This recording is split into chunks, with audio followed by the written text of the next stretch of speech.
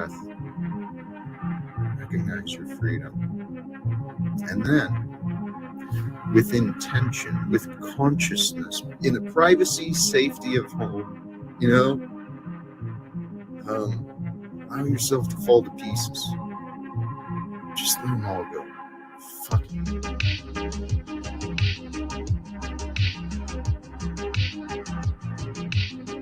I am nothing. I'm not a man. I'm not American. I'm not a father. I'm not white. I'm nothing. In the privacy, safety of home. Take a breath.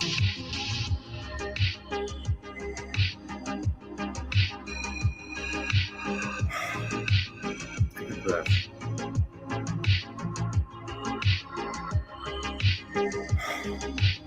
Take a breath.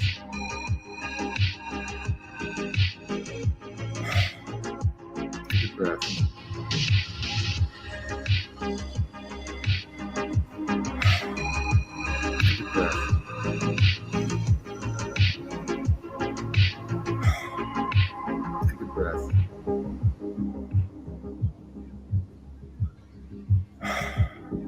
Take a breath. Take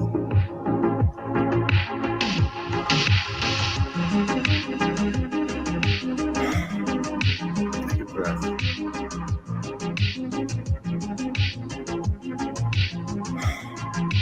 Take a breath.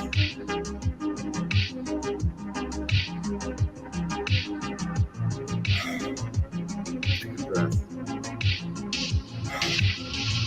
Take a breath. Detach. Let yourself, let yourself in the privacy, safety of home, allow yourself to fall to pieces. Just let them all go. Fuck it. I am nothing. I'm not a man. I'm not American. I'm not a father. I'm not white. I'm nothing. Welcome back, brothers and sisters, to another episode of Chats with Jack. I am Jack Talcott, and we are blessed today to have a dear brother, a dear friend. Didn't even ask if he was ready. Welcome, The Machine Lies. How are you, my brother? Greetings, brother Jack. How you doing today?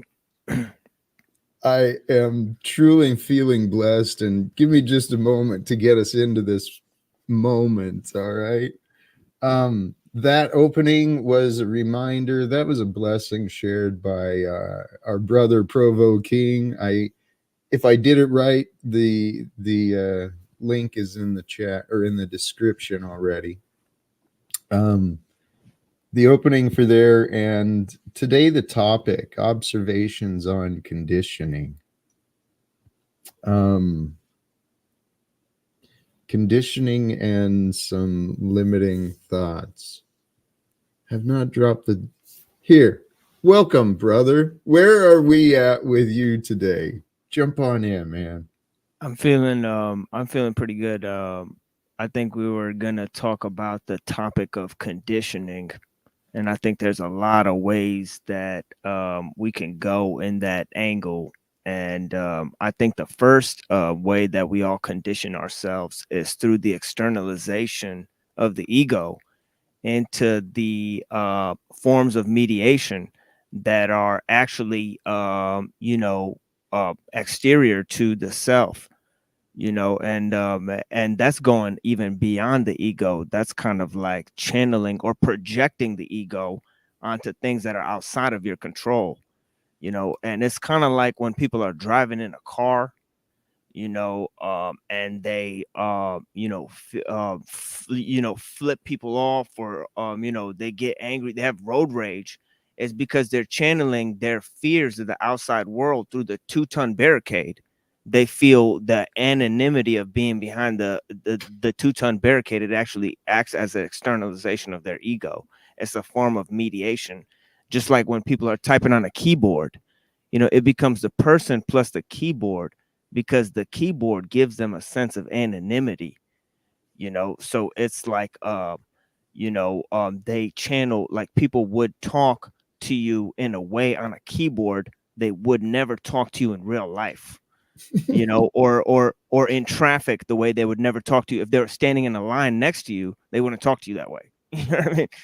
You know, but we're all standing in a line, you know what I mean, next to each other, you know, we're all, you know, going to the center of something. But the externalization of ego and the mediation through tools, it causes us to feel alienated from each other. You know, it's a form of conditioning that we don't readily see, you know. Brother, that is so well observed and well spoken. Um, Thank you. so, hey, we will drop the link in just a moment. Genuinely, actually, why not now? No objections with you, I assume, right? Um, I'm going to drop the link already for those who wish to join the panel. Please feel free to do so. Because and you know what, and I'm not. This is an interesting question. Are you defining conditioning or giving your opinion on what you think it is, which is happening right now? Are we conditioning people with our beliefs of what we think things are? I mean, you could take some of those to the extremes, right? Um, I loved what you said about the externalization of the ego. And at first, I wasn't really following what you meant by the externalization of the ego, but it's through the mediums of many different things. We use keyboards to hide behind the vehicle, a little aggression. Um, could that be? And I think where we were at is that's a result of the conditioning, right? Tools see tools. And so, damn, now I lost my point of thought there. How did I get tool? Well, if you look at the well, I was kind of looking at technology, you know, and Yeah. kind of how we channel ourselves through things that are outside of ourselves, you know. And for this person, I do want to answer this person and take care to answer this person. Are you defining conditioning or giving your opinion on what it is?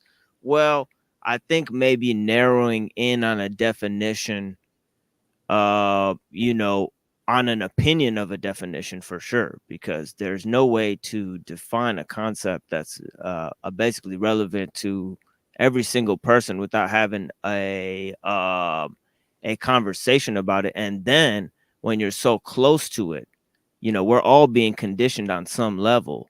So to talk about something that you're also experiencing, that could be, you know, a little bit of meta process, you know, which we kind of want to stay away from. So it works best if we're having a conversation with people, because then we could look at how we're all being conditioned, you know, on some level, you know, and share our experience of it. You know, conditioning is the conditions that cause you to behave, believe, and live as you do. Yeah, bless, man. Yeah, bless you guys. Sorry. Hey, yes. I appreciate what Miss Scarlett is offering. Conditioning is the conditions that cause you to behave. Perhaps maybe the process of bringing forth. When I was thinking of this word conditioning, I was thinking of, you know, playing baseball, conditioning the old glove, get it a little oiled up, and you know, you work it in, you manipulate it, you soften it for the purposes of complying with what you hope for it to do, just like our society does. Oils up our minds. Actually, I was thinking our youth already have the moldable mind. And conditioning brings forth the conditions that cause us to behave, believe, and to live as we do. And I think it is more subconscious than conscious until, until it's not.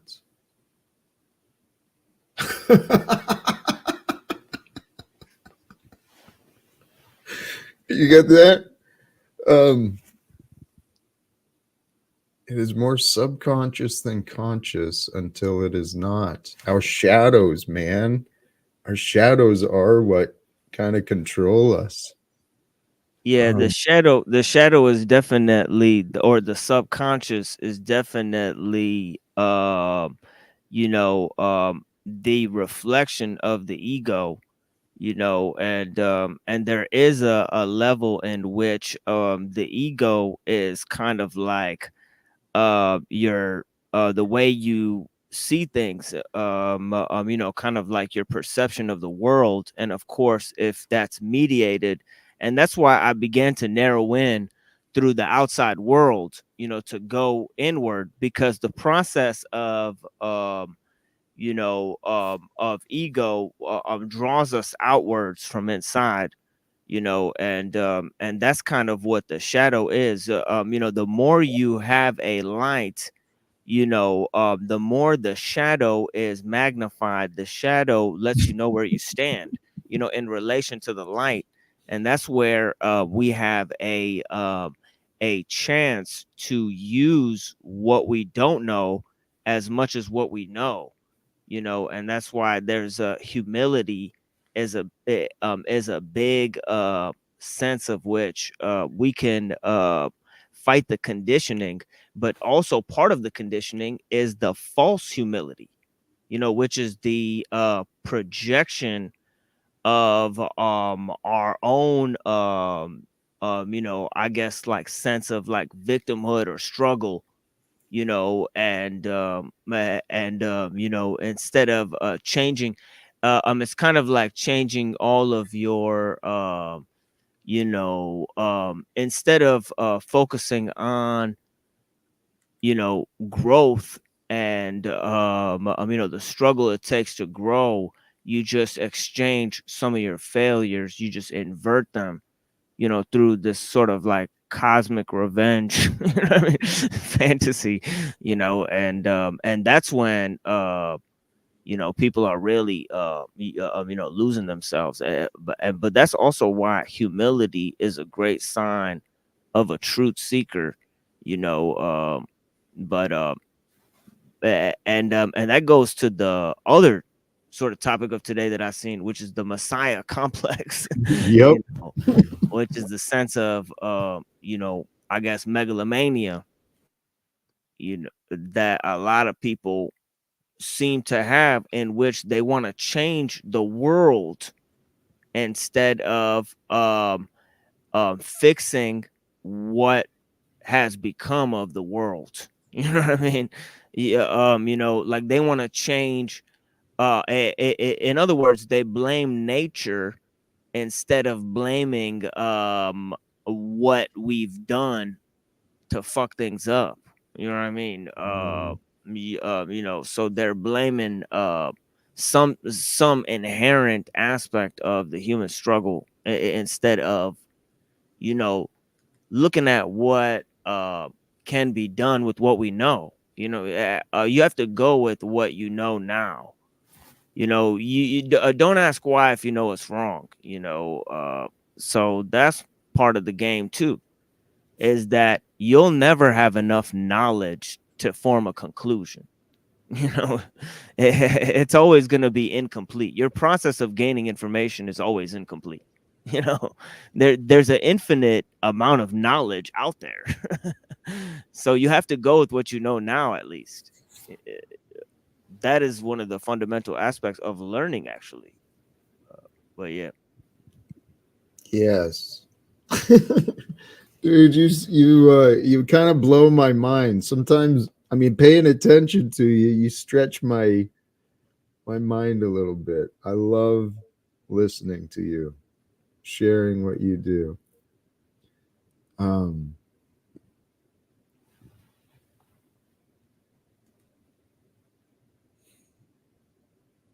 It's all about perceptions, awareness, right? What are we aware of individually?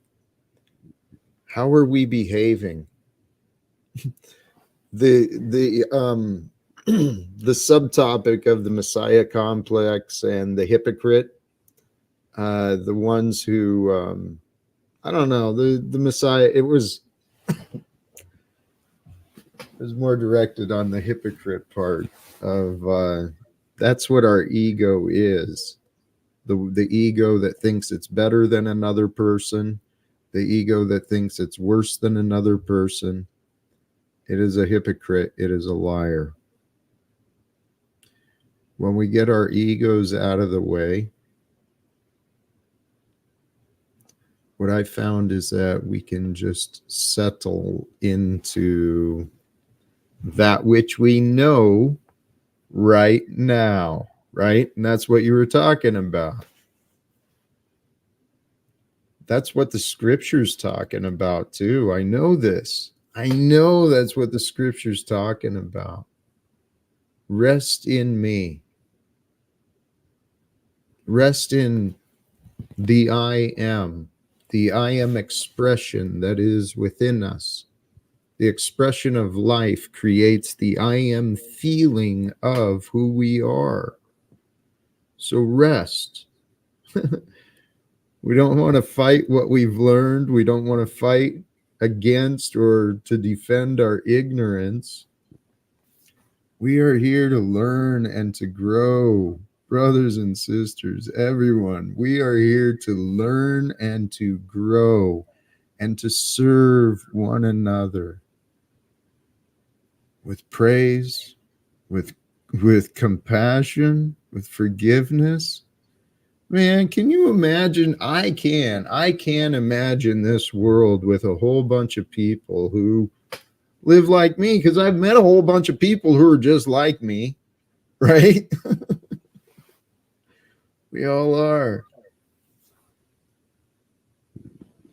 Yeah, and I think one of the best verses is where your heart is, there your treasure will be also, or something like that. And I think that is a verse that is specifically, I think, about conditioning, how we condition ourselves and what we let into our it's kind of like saying, like, let your passion be your work, or this is kind of like a reminder that what you see you become, like, in a sense, like how they say, like, I think therefore I am, but also what you see you become, and this is about guarding your vision, from letting in things that may be unworthy, focusing on a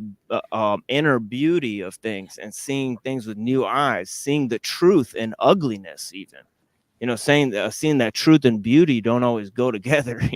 Sometimes the truth is ugly, and it has to be, for a good reason, because it goes to the place where people reject, you know on purpose sometimes, and that is the blessing of because people put their heart in the wrong place, and that's when the devil plays a dirty trick on you, really. But yeah, bless you guys for being with us here. But yeah, you have to guard your eyes, you have to guard your ears, you have to guard your heart with the service you do. The heart is guarded through actions, that you perform in the world, and you have to make sure that your intentions are pure. When you perform those actions, guard your heart and don't let anybody steal your treasure away by giving you praise in this world, for the actions you perform. Let your treasure be in heaven, as they say. Don't try to take praise for the acts of goodness that you perform. In other words, let them just be in secret. And yeah, bless you guys for being here with us. Hey, brother, I know you allow things to flow, but you do have a gift. Do you remember, or the Messiah complex. I know it's available already, but what was it you said on this Messiah complex as far as the egoic belief it's going to that's a one-off. I can't repeat these ones. that's You guys right. have to Hey, no, you guys have to respect, rewind the recording.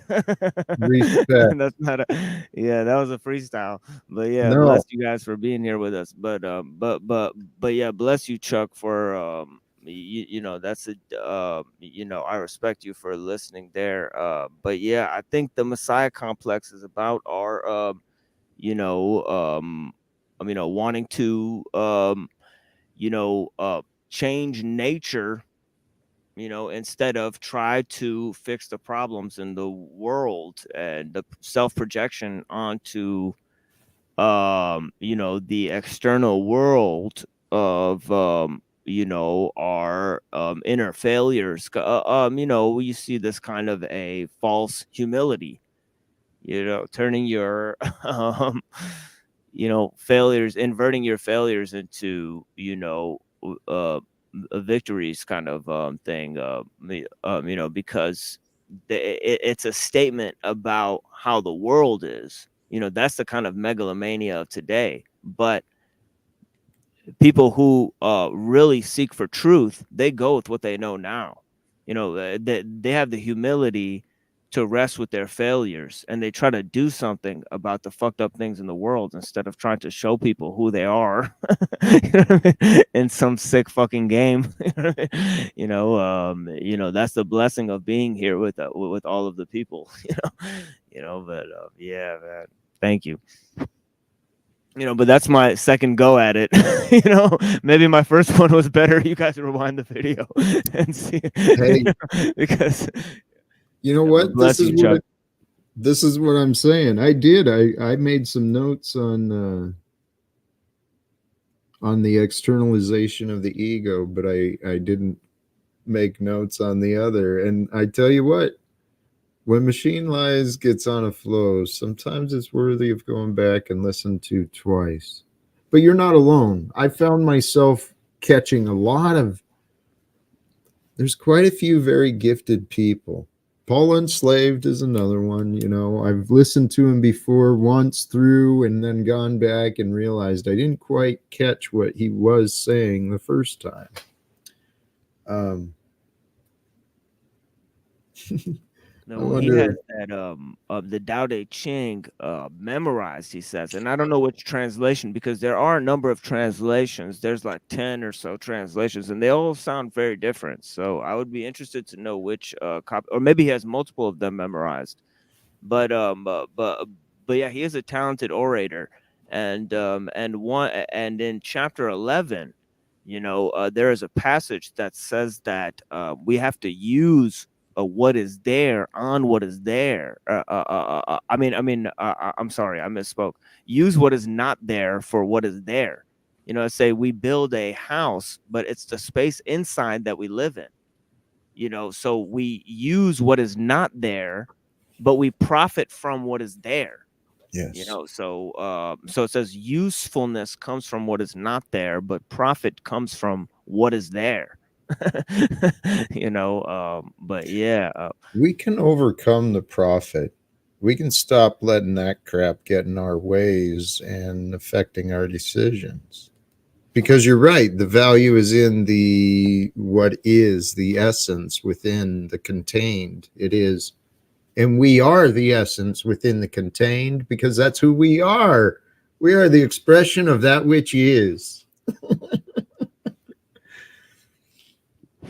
Sorry, man. Um, Manifestations of social conditioning are vast, but they are generally categorized as social patterns and social structures, including nationalism, education, employment, entertainment, religion, and family. yes, that is a Amen. point. Yeah, that is a key point. Yeah, that is one of the key points for sure. Because she's talking about layers of conditioning, really. Yes. You know, because education, obviously, education starts at home. You know, employment is our the way we interface with the world that is almost geopolitical at this point. It's actually post geological because the information that the banks send are completely digital, and then you have the national structures that we inhabit. And these are a form of conditioning because they teach us, the laws of the state. This goes back to Crito, yeah, the dialogue of Plato, where Socrates refuses to escape Athens. His student comes to him and says, we'll get a ship for you and you could run away to some foreign land. And he says, well, Athens raised me up. It's because of the laws of Athens that my parents got married. So I owe my life to Athens. Why would I go flee to some other country? If Athens thinks I should die, I don't deserve to live anywhere. This is about a loyalty he has to his countrymen, to his fellow countrymen. That is a beautiful service. But we shouldn't get lost in the sort of pride of our country, but we should know that our country has its own difference, its own opinions on things, and that it can improve itself from the inside. That America has its own values, and those values can teach the world something important about our own personal struggle in the world, without trying to invade or rule over those other people, but we could benefit or teach those people you know in a in a battlefield of the mind. You know what I mean? Where and then there's a cultural struggle, and the cultural struggle is actually more local to us than the national struggle, because there's several cultures within this great nation, and within every great nation. There's several ethnic classes within each great nation.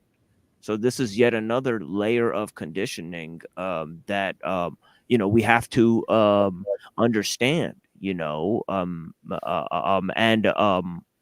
and not reject our families, the roots where we came from. A man that does not know where he came from doesn't know where he's going. Yes, all of this. I've been kind of paying attention to some of the chat too. Okay, so what is your thought here? Profit is evil. That's where I align with personally. Um, we are taught these ideas by someone else, ideas and actions we hold that we just do and have always done without question. So I lean on the side of profits are unnecessary. Maybe not evil, but they're not necessary. Um, Profit in and of itself is not evil. Okay. It is excessive gains at the expense of others that is evil. Profits are necessary for businesses. Businesses don't exist except in the minds of people. Yes, profits are necessary for non existent entities to survive, and for the owners of that non existent entity that the other people labor for, it allows the owners to profit and live.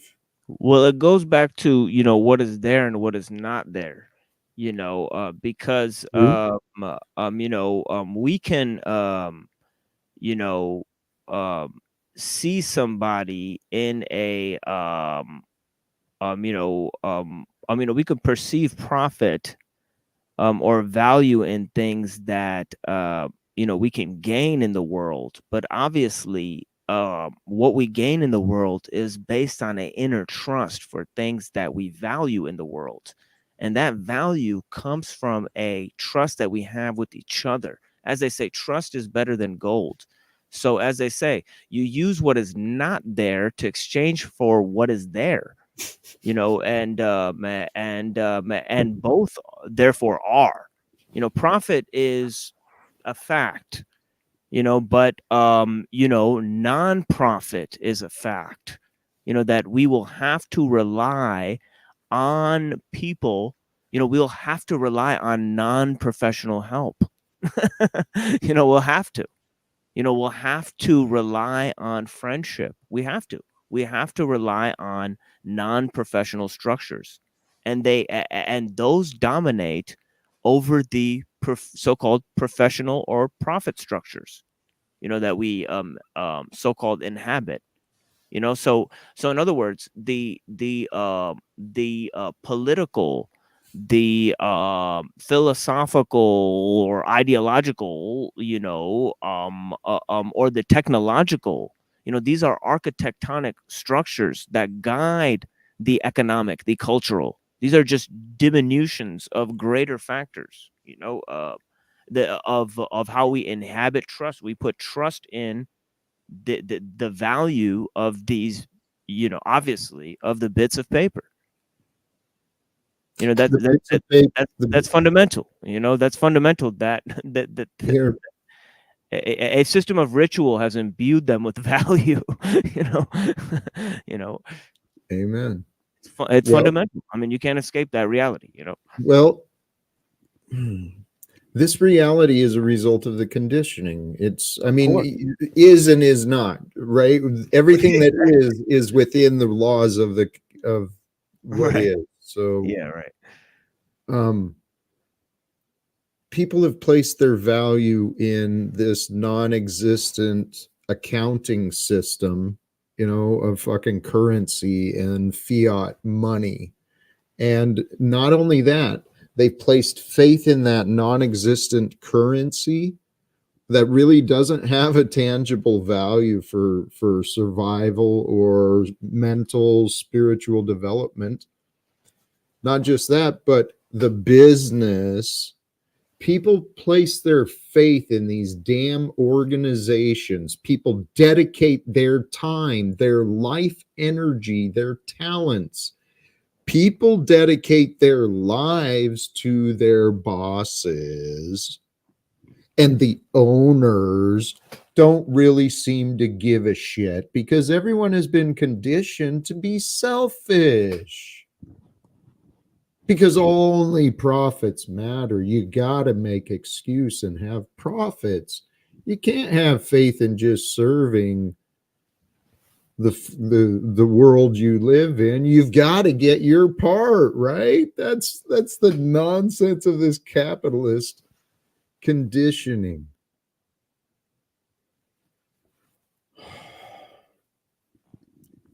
I may have taken us way away from where you were talking. I'm sorry, brother. No, it's just that, as you were saying, there's, layers of conditioning, but we shouldn't focus on one boss because we have many bosses, and one has to ask themselves constantly, who do they serve? Like, for example, there was, a famous, heterodox teacher who whispered in the ears of priests, if you're doing this for any other reason other than to please God, and stop, and then he just walked away. And that was, he considered that his only service to God, that he would walk and whisper this in the ears of the famous preachers as they were preaching. And of course the question is always, whom do you serve? And of course we have many bosses. In this world, if our parents are alive, our parents are our bosses, in a sense. In this world, if we are beholden to laws that protect us for a nation, then we are beholden to that nation's value system, whatever that may mean, and preserving that. And we can't just focus on what laws are on the books, because that is a limitation of what we of human a catalog of human errors. There has to be a plan for what can be done, not for what happens when shit goes wrong. You know what I mean? Which is the laws. And of course, and that is the civic virtues. We have to dialogue about that, and those are our boss to a certain extent. Then we have a greater boss in heaven. And if we can't appeal to the state, we have to appeal to heaven for the greater laws, and ask ourselves, who do we serve? Fear not of man, for fear of man causeth snares. you know um you know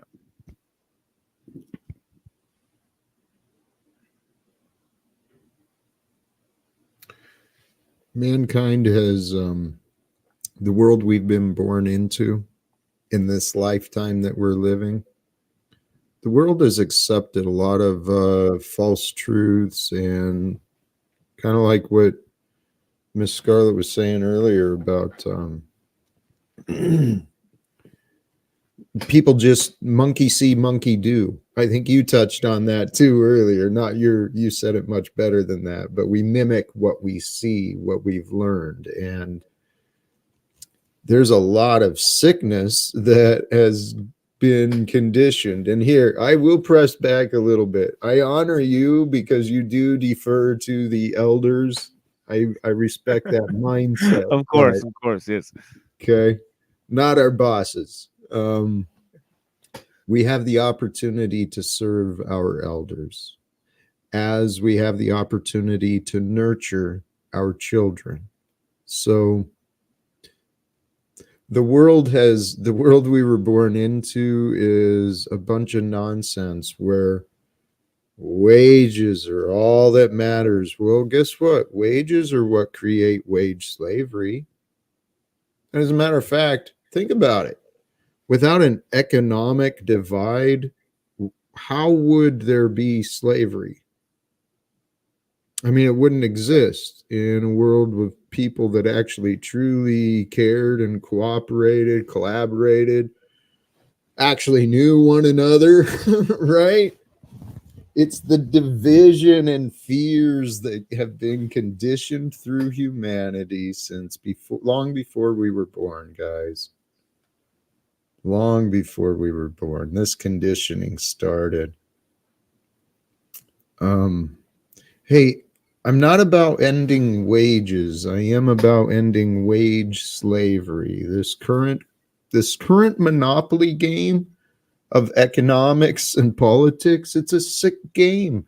We don't have to accept it. We don't have to enable it. We don't have to support it. Humanity created the rules, the legislation. Humanity created the structures of government and corporate and economic. All this shit is man-made, guys. Well, part of the struggle is that large scale technologies inherently lead to centralization, because you need experts to manage large scale technologies, whereas if we relied on each other, we could run our own communities successfully, and we may produce shoddier versions of that large scale technology, but at least we wouldn't have to rely on large central mechanisms and the rule of experts in order to run these gigantic systems, that then sometimes they control whole communities, they span whole communities, across, because they interlink cities with each other. So this causes us to become reliant on things that we cannot do for ourselves. Whereas if we relied on one another, if we had a sense in which we could prosper by helping each other, we wouldn't have to rely on these large scale systems that procure everyday amenities for us, that we could actually learn quite simply to procure on our own. And that is part of the danger of having a of having the type of processes, because what it causes is mass production, and that mass production causes everybody to assimilate, to a cultural mainframe. That's why you have the same products in Tokyo that you have in America, that you have in China, that you have in Israel, that you have in Africa. And all of a sudden, this mass production causes a monoculture to emerge in the world. And this itself is a great form of conditioning, and it's a form of a messiah complex, because certain people will dream up the ultimate system that connects all the other systems together. When everything we need to live, it is through the simplicity of the means that we could procure for ourselves. If we understood that everything that we need is by the grace of of how we treat each other and what we receive from the grace of nature, and in that simplicity. It's more than that. I mean, it is, and you're right. I'm sorry to interrupt. Go ahead. No, no, no, of In course its you're free. Yeah. simplicity. Um, I've been learning more about more philosophies, more ideas, more practices for myself regarding observations on the I am presence and the divine. The Messiah complex. It got me to wondering, okay, is that a bad thing? I mean, it can be, obviously, if you place yourself above another, but if you truly follow the path of the Messiah, that, you know, the Christed one, you're here to serve, not to judge any others, but to help bring healing. That's the path I'm trying to follow, honestly, is the way of that was taught. It's the way. And so, what if we did bring on a little bit of a Messiah complex with the purpose of serving the world we live while we live? I don't think we would be worrying about fucking profits. See, profits and debts, then that leads to careers in accounting and currently IRS and, all sorts of. This is nonsense. People spend years, they spend their lifetime learning about and enforcing rules made by other people. Attorneys, judges, that's a criminal friggin' practice right there. Um, I mean, how the hell do we call ourselves free when we literally have a judicial system designed to judge us and a prison system designed to punish? How the fuck are you free if you are not free to make mistakes? That's what this world we were born into is, very punishing. Brings us to the conditioning, right? What brings on this conditioning, these limited beliefs that people bring around? It's the practice of rewards and punishment. That's what the practice of rewards and punishment instills fears and insecurities into the young minds of our children. And then, condemnation and eternal hell is taught by some of our churches, and then the predictions of a world to look forward to where the Antichrist is going to take control. People are literally afraid of the future, fucking terrified because of what's going on. God is with us all right here, right now.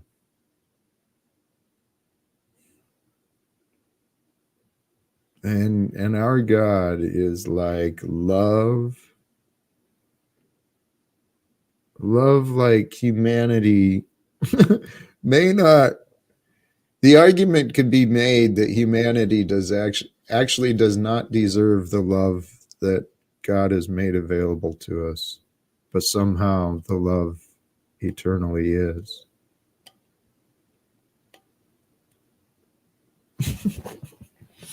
I don't know, man. Sorry.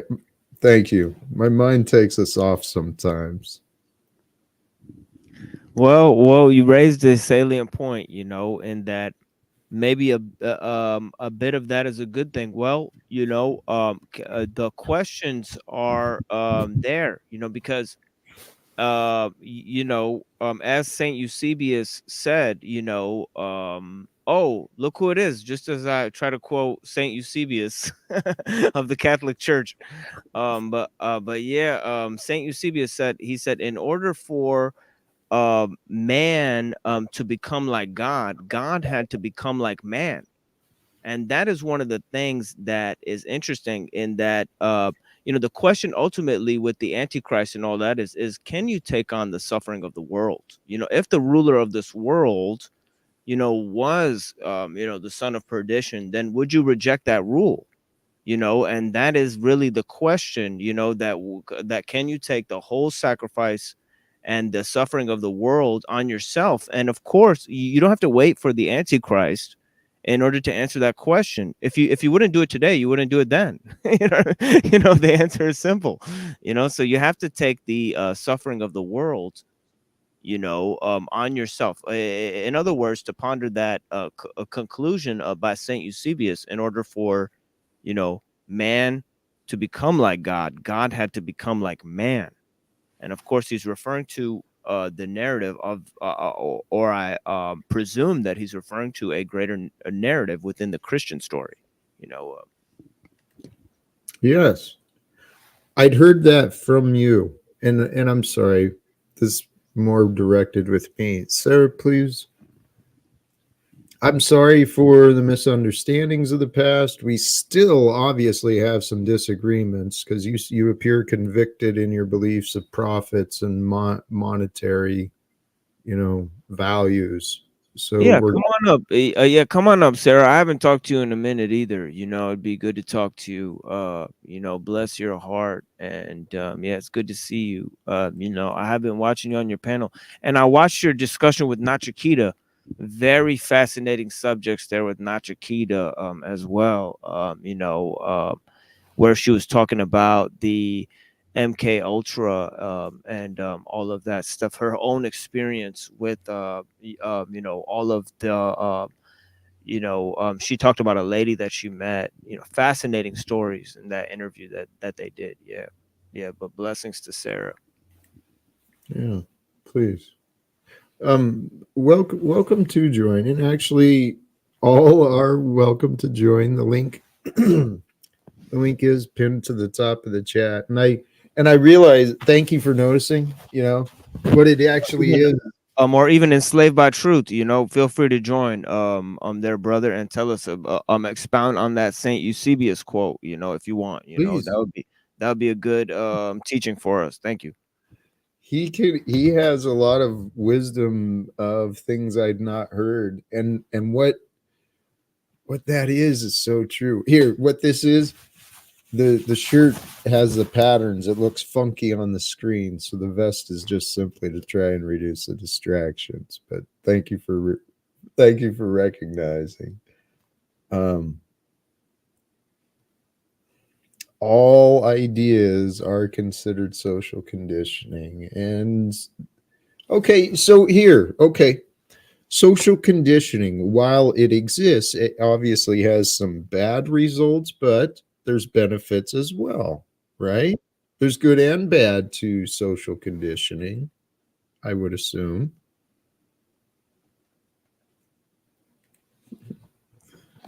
Welcome, Sarah. Here, let's do this. Hey, Sarah, what's going on?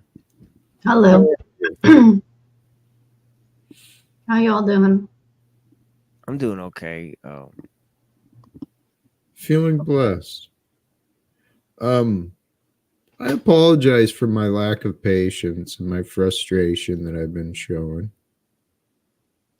I just it makes it difficult to have a real conversation when we address things that are not fun to talk about. I understand you want to keep it all in the love and light areas, No? but realistically, to get to the end goal that you want to be at, this idealistic utopian society, is going to require us to actually tackle obstacles.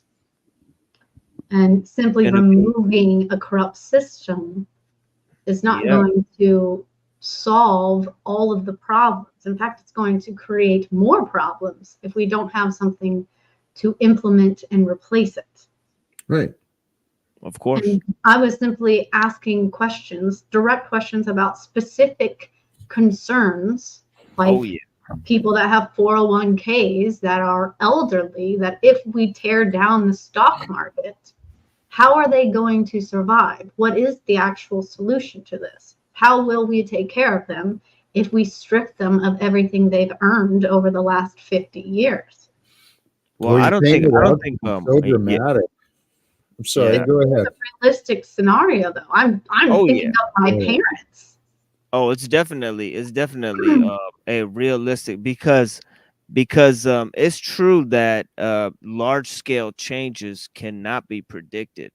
So you have to there's just so many factors, and it does create problems. But sometimes the solutions, as you just said, sometimes the solutions are greater than the problems. And that's what the thing is that sometimes it's just better to just face the problems, the little problems that show up when shit just, when things we don't need just fall away. You know what I mean?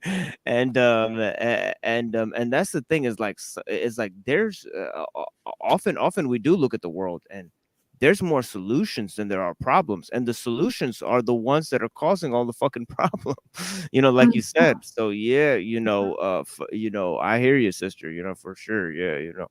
And bless for joining us. With COVID, their solution was to lock everyone down so the virus doesn't spread. But they, like anyone who understands anything about economics, would know how that would crumble all the small businesses and create nothing but inflation. Well, that's the question you have to ask yourself. Maybe they want, maybe they're just like, hey, let's just crumble it. Let's just let the chips fall where they may. And I truly think they are intentionally destroying our economy.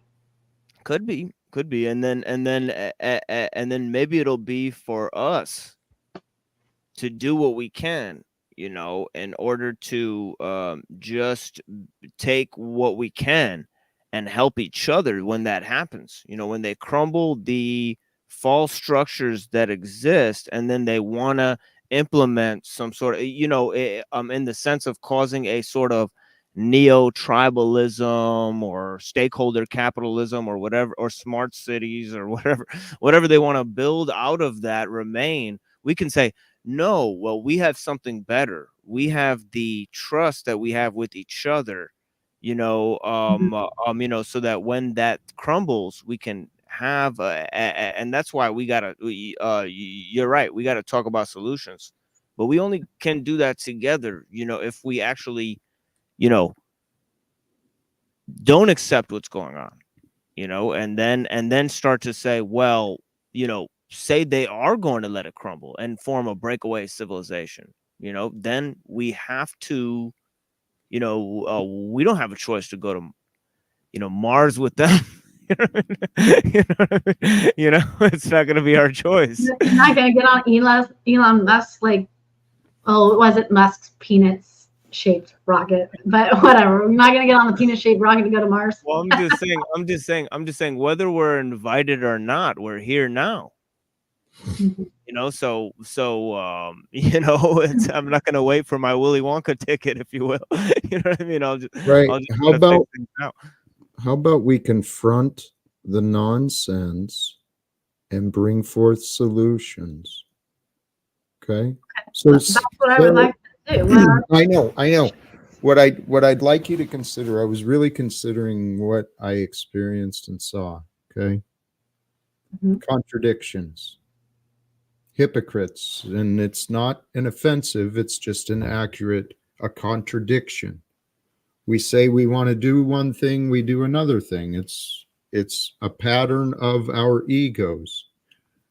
I invite you, let's discuss solutions. Mhm. Okay.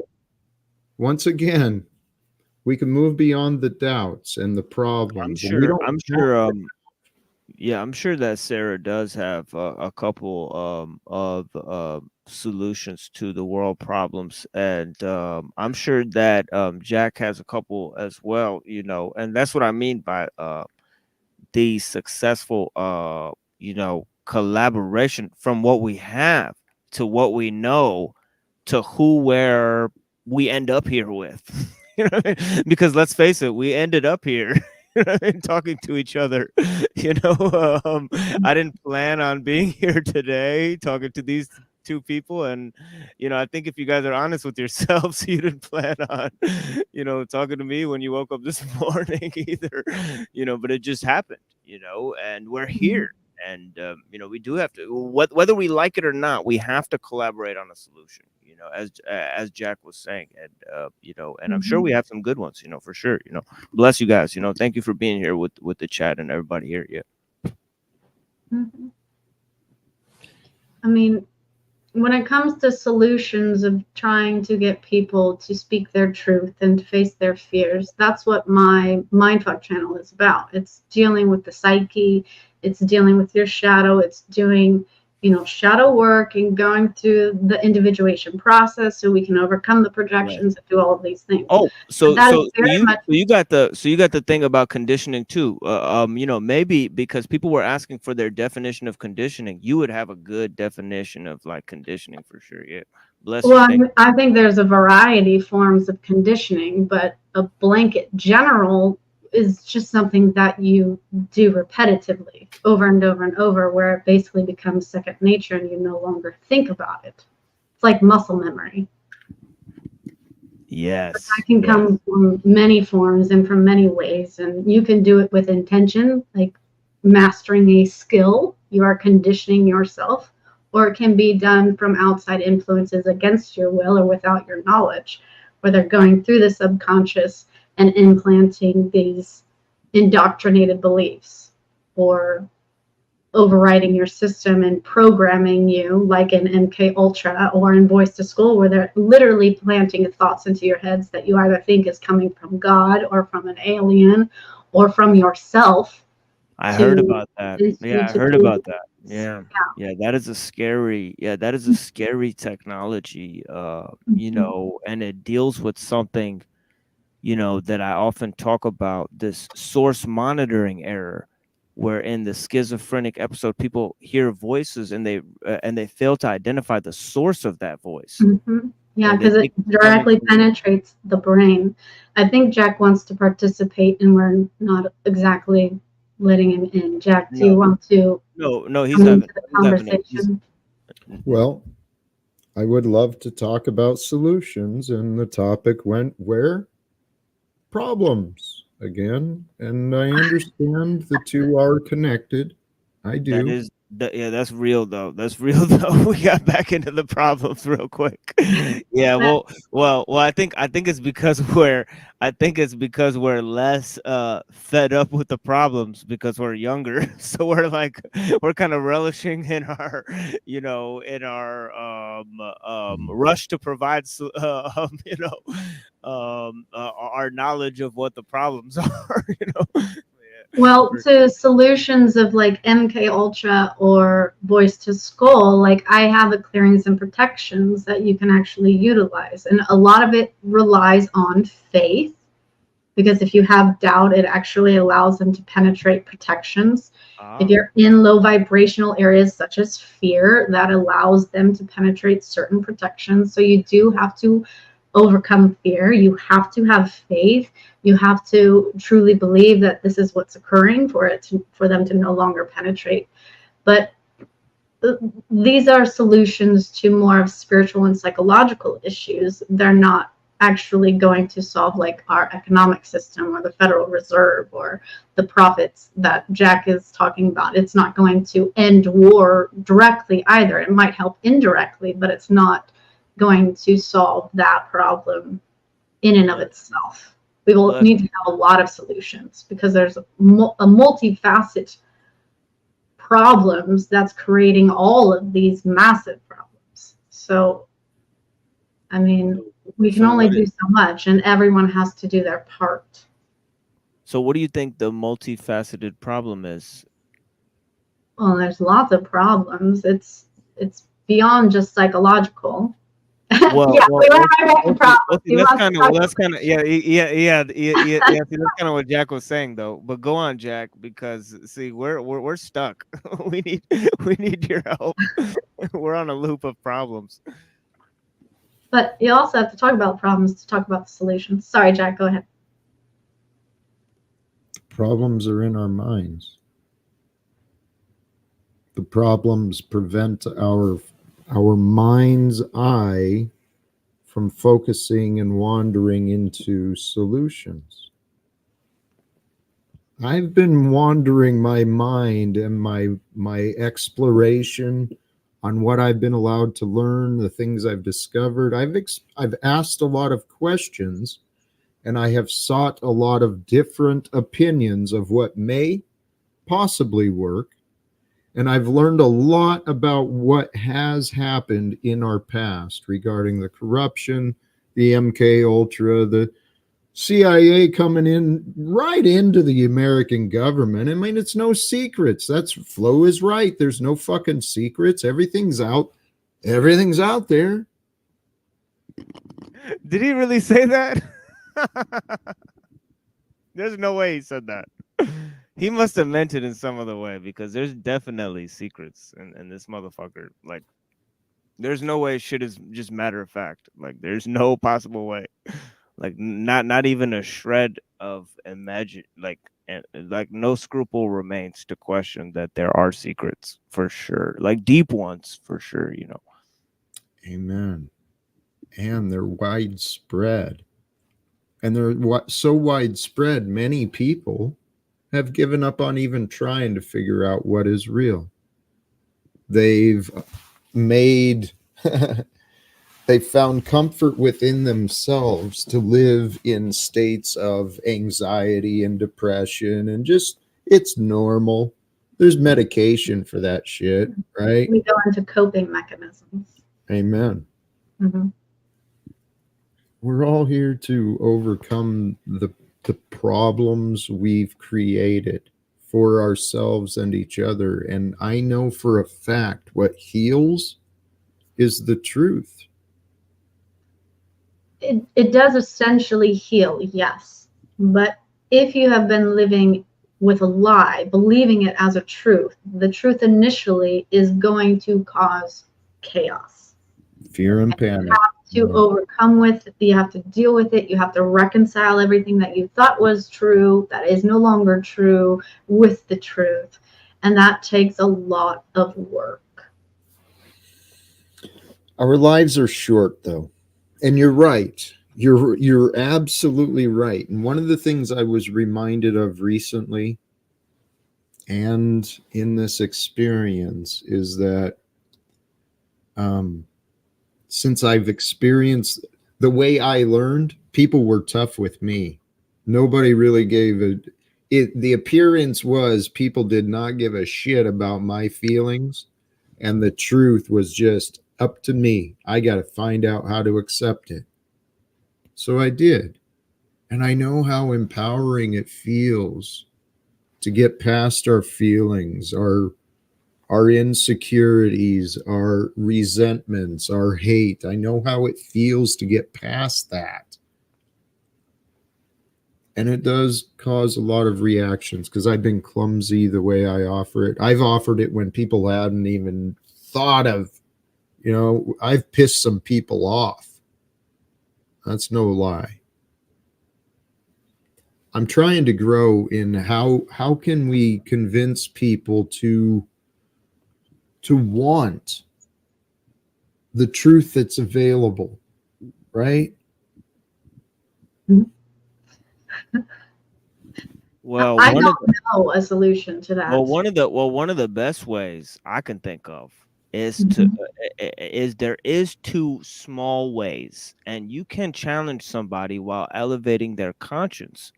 You know, if you do so, you know, if you make fun of them in a way that you know, sort of also teaches them something, and also kind of pulls you into the blame as well. You know, and in a way, you can also start a little well-intentioned fight and see the lies fly out in defense. You know, it's okay to do that when you know what the truth is. You know, like you said, you know, we've pissed some people off. You know, it's gonna happen. You know, but the thing is that, you know, sometimes you have to let yourself open for attack to expose the motives of your attackers. you know, you let them come after you, and you go, see, look, I told you guys, I told you guys, this is how they were gonna do it. You know, and it makes sense every time. You know, and you know, there's some of that in the Gospels as well. You know.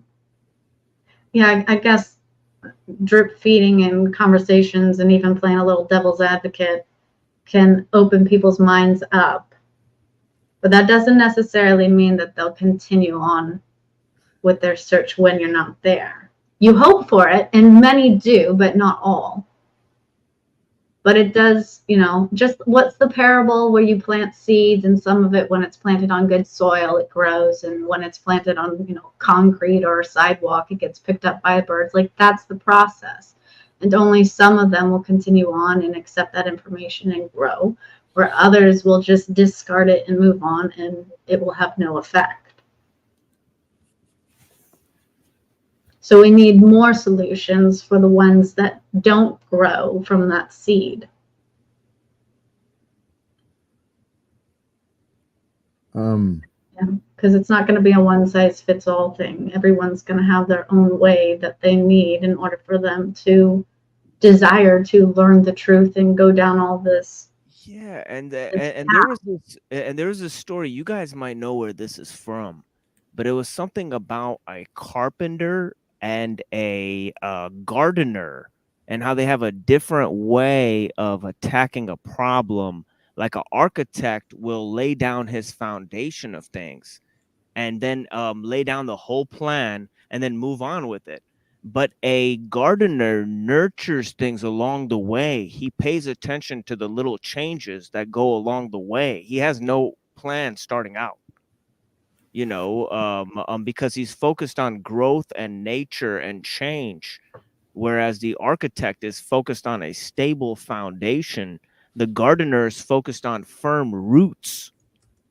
So like you said, they have different ways of attacking the same problem. Mm-hmm. So, yeah. Mm-hmm.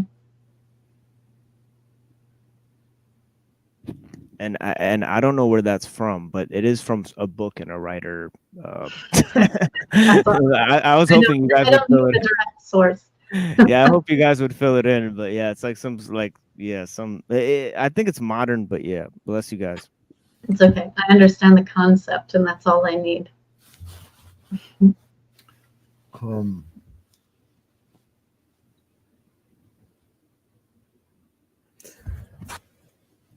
What I found for myself through my own experience and through coaching, and I've tried offering this on different streams and stuff, but when we have within our consciousness, within our awareness and our mind's eye, we can visualize and see two options, right? The future where we're living like this, we're not changing, or the future of what might be. When we find within ourselves, do we want to stay the way we've been and continue to make excuses, or do we want to grow and overcome? When we get clarity on that, the choice is usually pretty simple. We want to grow, right? Mm-hmm. So it's just a matter of cognizing within ourselves, getting clarity of what is available for each of us on the micro level, and on the macro level. But regardless of what we think regarding options, Hecklebus, dude, you're projecting. You you're welcome to join, because I believe I have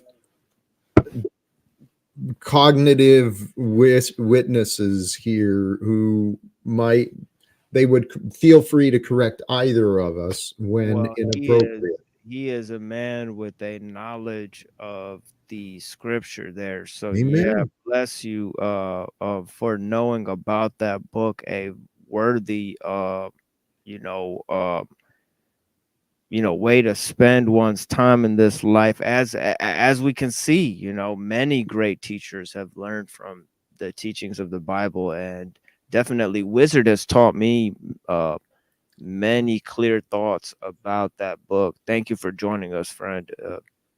And to anyone who wants to come up, thank you for being here. Bless you guys.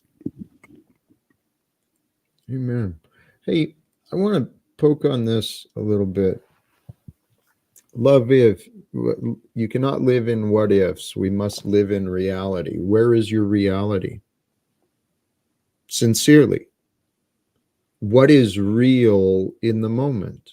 Because what is real to you in the moment is what is really your reality.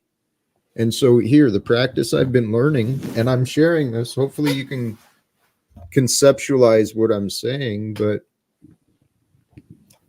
get to know and embrace the I am, the feeling of the I am presence that is within you, the feeling of life that is within you. Go within you and feel the life you are living.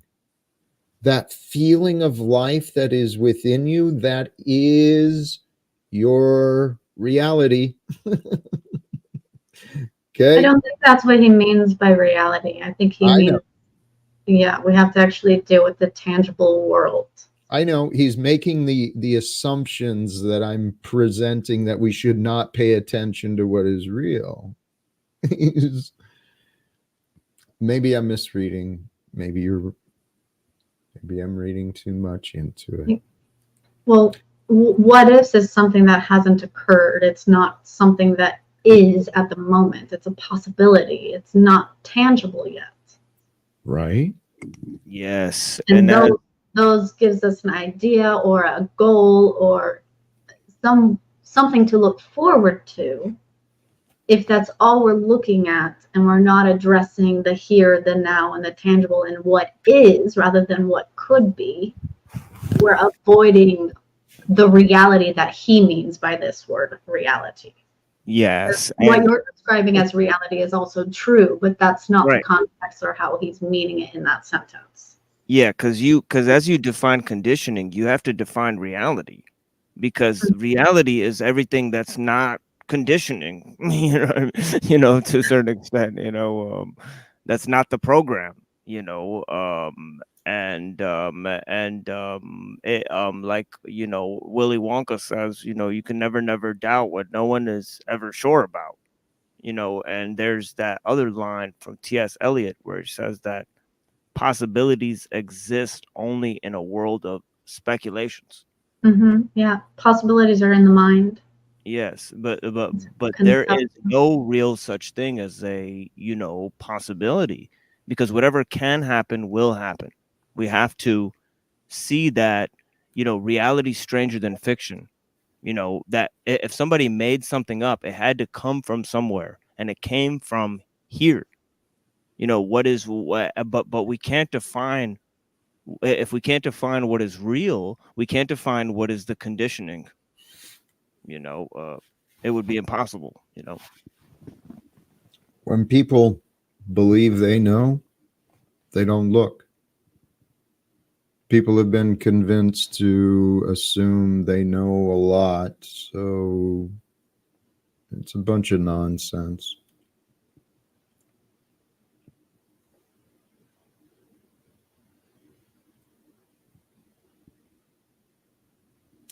Echo Bus, you're welcome to join. your arguments and your excuses. That's a Oh, great passage he quoted. So which one? The Galatians? Now the works of the flesh are manifest, which are these: adultery, fornication, uncleanness, lasciviousness, idolatry, witchcraft, hatred, variance. Ooh, you know some hatred, don't you? Variance, emulations, wrath, strife, seditions, heresies, envyings, murders, drunkenness, revellings, and such like, of the which I tell you before, as I have told you in time past, that they which do such things shall not inherit the kingdom of God. I believe that to be as true. yes, that is true. Um, that is all part of the conditioning level and not part of the reality level, but it is still a blessed reminder from a very important source. Thank you for sharing that, Ecclebus. Well, it's kind of simple, really, in my experience and interpretations. The way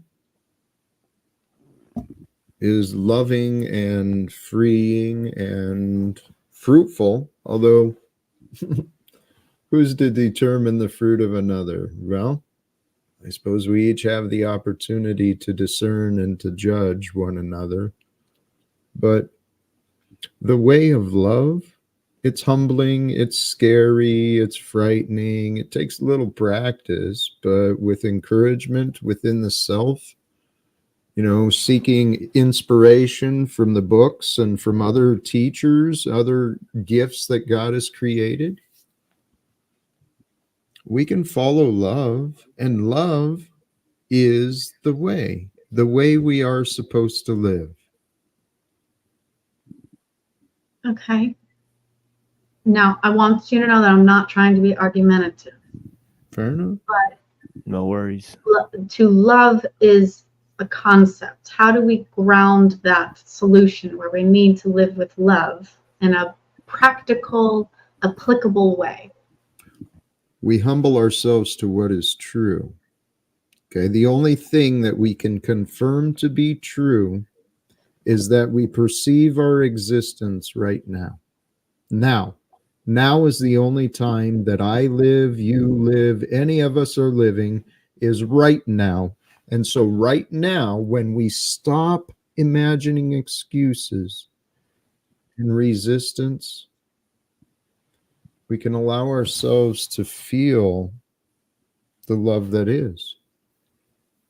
Okay, maybe I'm not maybe I'm not saying it properly. Let me give an example of the sort of thing that I'm looking for. Rather than a concept of we need to show love and live in love. An example of a practical way to show love while also providing a solution to, say, the hungry.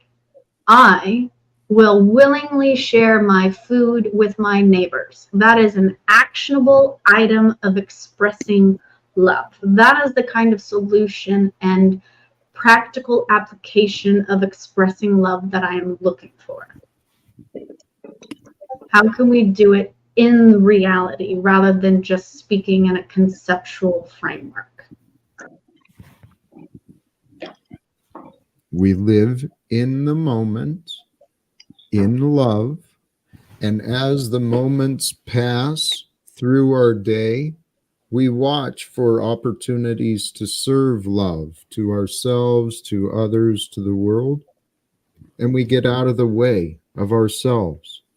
Okay, we stop overcomplicating life in general for ourselves, and as we do that, we start helping others to uncomplicate their lives, kind of like this idea of embracing our freedom and establishing some sovereignty in the land. Okay, all of this comes together On Sarah's show. Shout out to the Nachakita fellow, the Asian fellow, bless his heart, because he said something profound on Sarah's mind fucked broadcast. the live stream that she did. You guys should go check out the interview that she did, because it is some fascinating lessons in that interview. And one of the things he said that love is an angel that like sits on the side of God, and he like tells people to love God. And I was like, that is beautiful shit. I was like, I was like, wow, that's so poetic and beautiful. I wanted to tell him that, but I wasn't like on the screen or but yeah, I had a moment. Yeah, but yeah, that was good. Yeah.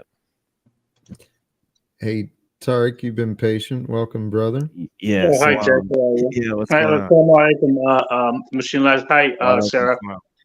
Yep. Hi. No, I agree. I agree with Jack. Like, or in Sarah's point, like, a lot of people like see, for example, a lot of homeless people on the road, right? And I see them all the time. They don't stop. They just keep going. Okay, if you think they're gonna do drugs with it, at least get them food. And that's what every man should do if they love themselves and want to help others. And you start by your neighbor, your community, but also if you see somebody on the street and you're able to do it, you should do it. Amen. It's really that kind. It's really kind of that simple. That's what I've been practicing and Right. learning for myself is when I get out of my way, stop future tripping, stop carrying around these bullshit arguments from my memories, reenacting that. When I live in the moment and I get out of my head into my heart, trying to find ways to serve others, man, it feels good. And when we can be grateful that, hey, I have the ability to be of service, or I have this to offer, I have this abundance available that maybe I can share a little bit. When we start doing that together, we will overcome the we'll overcome the conditioning that has people thinking it's best to live on the streets when it's That's clearly real. Yeah, that's a real one, because all you see on the street is liquor stores, and especially where me and Tarek live, Yeah. it's just liquor store, gas station, liquor store, gas station. You'll go 20 miles before you see something that actually sells fresh produce or some food that actually has nutritional value. It's what you call an urban food desert, and there's many such places that exist within this country, where people have to go eat Doritos and McDonald's, instead of actual food. It's the only food that's available for 10, 15 miles. That's the sad truth. He's very right. I'm sorry, he is. And then I live in Dearborn, which is borderline Detroit. Detroit. Right. They do have like the worst food for Worst. people there. Yeah, it's not good. I'm sorry. But one thing I also do, Machine Lies and Jack, like when I see people that are homeless, especially they're usually on the light, not only I stop, I make sure I get out of the car to show humbleness to that person that they don't have to come to me. And the people behind me are beeping, they can all fuck off. I'm walking to you. Yeah, I'm gonna walk to you because you are equal to me. I'm gonna, Right. help you any way I can, and you can all wait, you fucking slaves, because I'm helping somebody that needs it. Yeah, Right. yeah. You see people all beeping, angry, and stuff like that, and none of them will get out and do anything. Fuck them. Yeah. Okay, so let's get off the homelessness for a second Yes, no problem. For sure. No worries. Yeah. because we were talking about yesterday. We were talking about taking down like the stock market in the Federal Reserve, or let's just say we remove money in general. What is the solution, or what are we going to implement instead, or how are we going to get what it is that we need in life to survive when we remove the current system that we're using to exchange goods and services?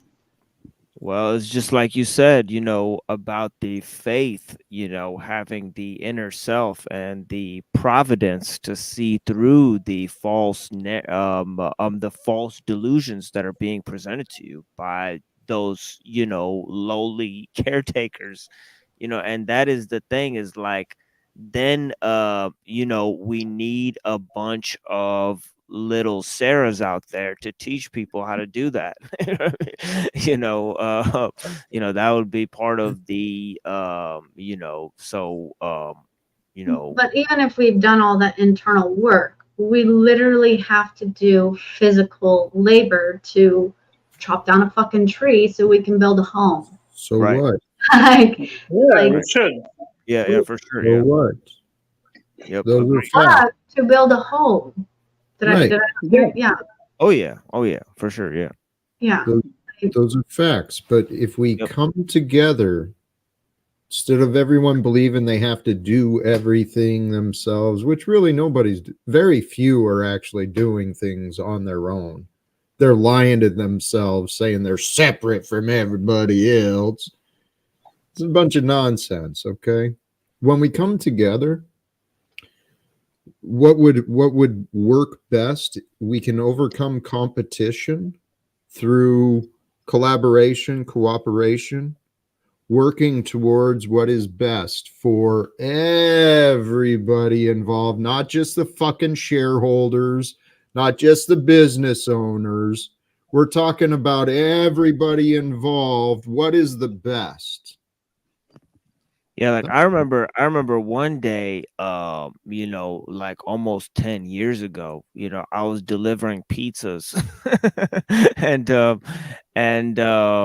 know, I was a little kid at that time. I mean, compared to who I am now, you know, I was basically a little kid, you know, you know, and I think that you know, this one kid was at the pizza shop. There's a bunch of little guys that worked at this pizza shop like me, you know. And this one kid said, I'm not doing this job, it's too hard, you know. He says, I'm gonna go do this job. And one of the kid says to him, he says, hey, everything is everyone's job, but nothing is no one's job.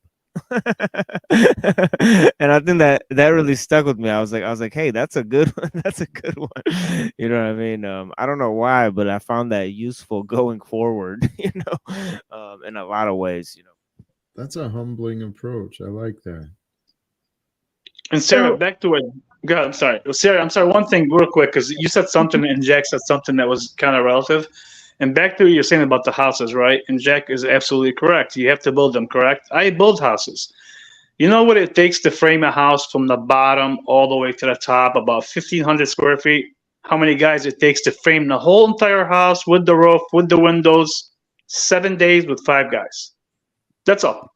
7 days, as long as you have the slab and the concrete on, the whole entire house will be framed and roofed, and the only thing will be the other trades, you know, the heating and cooling will come after. So if you work together, it's not that hard, and that's a 1,500 square foot house. Wow. So if you cut down our expenses, yeah, if you have the really good framers, we can frame it in 6 or 5 days. That's it. The whole thing will be done. And then, you know, if you cut down your expenses, go down to maybe 800, 500 square foot house that we just, you know, go down to that. Oh my God, that will be 2 days. Okay. And that's what it's So gonna take. Are you gonna going take to a do that network. just out of the love of your heart? You're going to donate your time and energy yeah, and part of all that. the material to do it? Yeah, part I of would that is do going to it, be yeah. that, and then you're going to need a network You'll of do that guys. for everyone? Yes, I Well, would do it until we get a community going where everybody's contributing so we can get it all going. Somebody will farm, somebody will build houses, somebody will be a doctor, just like they did it before. Okay. And teaching each other. Exactly. Teaching Yeah. each other the skills so that it can be shared, and best practices in one community could be shared in other communities. Doesn't mean they have to take those ideas, but we can share knowledge between families, communities, between corporations, between nations. We could share ideas and knowledge, working together to capture and conserve, to nurture Earth's resources together. I agree, but it takes time to get there. So in the meantime, those that have this knowledge and skills, are they going to teach everyone? No, Not, I agree with you. They're not not. like everyone learns everything, but if you only have so many people that know how to do it, are they Well, now like that's one of the main points I was explaining, is that that the more and more of the skills that we all need are taught by everyday people, and more Yes. of those expert skills are part of a techno elite of people that graduate from universities and learn expert skills, engineers, and there's been 4 industrial revolutions. If you see, we're now in the 4th industrial revolution, and each time there's a enveloping or eclipsing of skills, that are foundational, going up the ladder, but all of those skills are still necessary, at the ground level. So the really fundamental things that we need in life are still taught by people around us, and those things that are taught by those elites and experts are really the things that only a few people need and only a few people concentrate on anyways. Yes, yes and no. Those experts narrow, they specify in a narrow field of knowledge, right, from the vastness that is, and Right. the greater good, the society benefits from those who do specialize in specific knowledge. But this thing we've got set up where money actually buys the celebrity that becomes the expert. I mean, it's a bunch of nonsense. They tell us who the expert is, not by the knowledge, not by the actual information, but by the position, because so and so said he has that job, so we got to listen to him now. Bunch of bullshit. Fauci is in my mind right there, but Well, it's just a crazy thing in that in our age we have celebrity scientists, celebrity philosophers, even celebrity gurus, and the thing is that you really have to think that these people are not even the best people in their field, but they're the most highly promoted. yep. And why would that be if it were not for some type of an agenda? And that's the key factor there, Hey, is that you have a celebrity philosopher. This is the age of celebrity philosophers. It's crazy. hey, let me jump in there because you brought it right around. You're exactly right. There is an agenda that brings forth this false.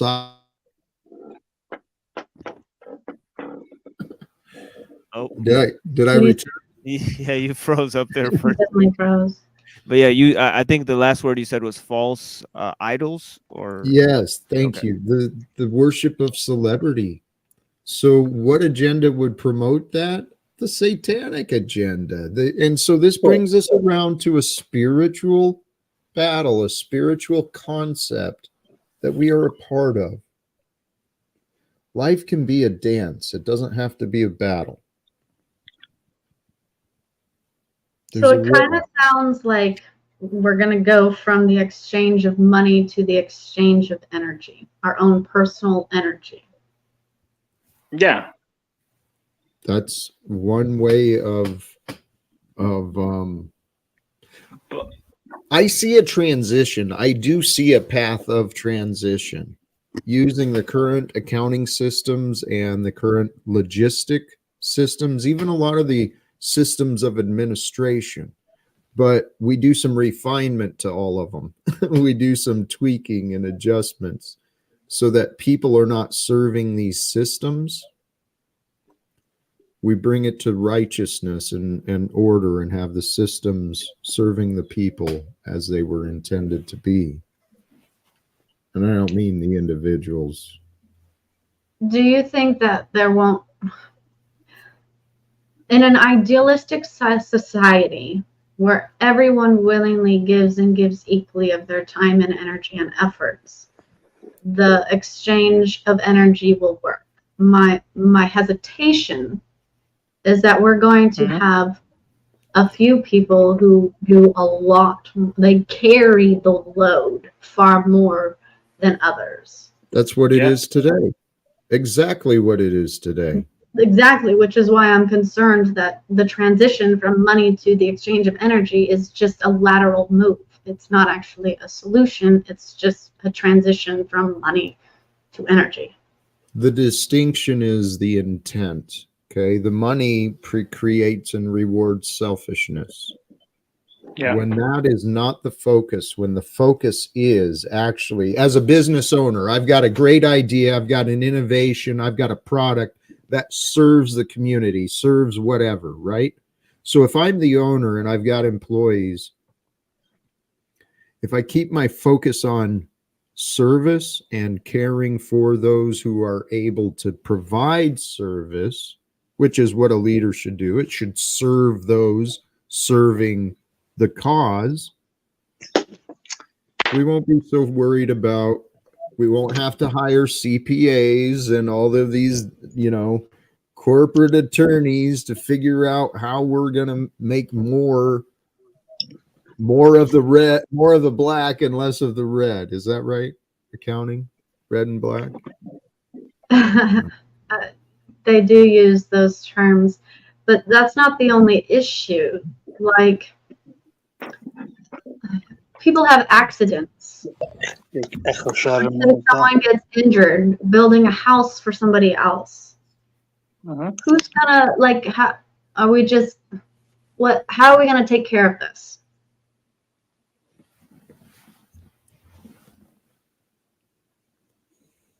Like, money isn't the only problem, and profit isn't the only problem with money. Like, there's a lot of other issues that are involved here. Hold on. Let's not minimize the problem of money, because we know this reality. The saying is, you want to know what's really going on in the news, follow the money.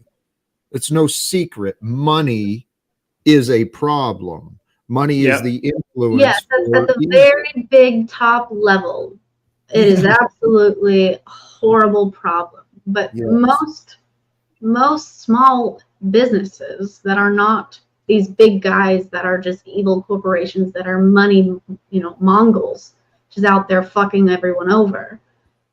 Those are very small actual businesses. They're a large portion of the money, but they're a tiny fraction of the number of businesses that actually exist. All right. I disagree a little bit on that, because also these big corporations that you're saying they're the biggest scammers and stuff like that. Usually what they do is they, when the small businesses open up, for example, if you get an SBA loan or what kind of loan you want to get going, they're being selective and they're letting these people in as they want them to go. And usually it's a favor for a favor, if you know what I mean. That's how they're getting them to go along with their policies and codes. Now, back to, for example, what Jack and somebody else that would, suggesting, I don't know if Machine Lies knows where the Irish Hills is at. It's like 2 hours from here. It's like halfway up north. 70 acres of land with trees for like $400,000, right? You have to cut it and do everything on it, maintain it. 70 acres. How many houses you think in a community we can do with just that if everybody gets together? And you're talking about in terms of liability, people getting hurt. I'm sure we have people here that are religious, lawyers, carpenters, framers. We can get it done. It's just people don't believe in themselves they can get it done. They don't see the vision. It's not that hard, I promise you. Like, I have no issue seeing it for a small duration or to initially get things started, especially when we're in a time of hardship and everyone comes together. But over an extended period of time, that motivation dwindles. And you're like, well, I already helped, I already did all of these things. Like, the problem isn't money itself. It isn't the desire to help people. It's the fact that eventually people get worn out. I get it. But isn't that where you excel exactly, or some other people? That's where you have to focus on the being and why they're not happy. If money is not the case, Why aren't you happy if you have your needs and you have a family, you have a house, and you're good to go and we're living in a good life? Then it has to be something internal, right? Perfect question, Tarek. The topic today, observations on conditioning. Yeah. Conditioning from this profit and punishment, reward and punishment, profit and debt system. It has resulted in conditioning, and the conditioning has, well, it's convinced a lot of people to do a lot of stupid things in the name of money. And right now, brothers and sisters, if this is real, right now there are men and women dying, being murdered in Palestine, in Sudan, in Yemen, in Ukraine. When we go back to the truth of why this is happening, it is a bunch of egoic nonsense. And I honestly think the scripture, I think when we move past, I think an interpretation that can be, proven is maybe the Antichrist is man itself. And maybe we need to realize that the man who has been, the men and women, the experts, the authorities, that the system that believes in man is flawed. And maybe we are supposed to overcome that as one. I think that is a salient point, in that the Antichrist, one of the credo is that man is the measure of all things, and that as true as it may seem, as above so below, may mean that we can mirror nature within us, or it can grow to mean that I'm into a sort of anthropomorphism, and by that I mean that we limit nature to man, and we see man as a microcosm of the macrocosm, and that could be very dangerous, because we hold ourselves above nature, even though and we say that nature is like a computer, when it's nature that created the mind that made the computer. We're comparing nature to its own creations, to man's creations, really. It doesn't even make sense. I don't know where you took us on that, to be honest. That did make sense. Hey, let me say hi to BeeBee. Welcome. Bless. Hello, everybody. Hi. Yeah, I wanted to jump in when Sarah was talking about, switching from, money-based to energy-based, and some of the foreseeable problems, possibly. And I don't know if humans get burnout on it, because in this money system, when I think of myself and I think of all the jobs that I've had in my life, I did it because I was raising kids and I had responsibilities, and so like I took all sorts of jobs.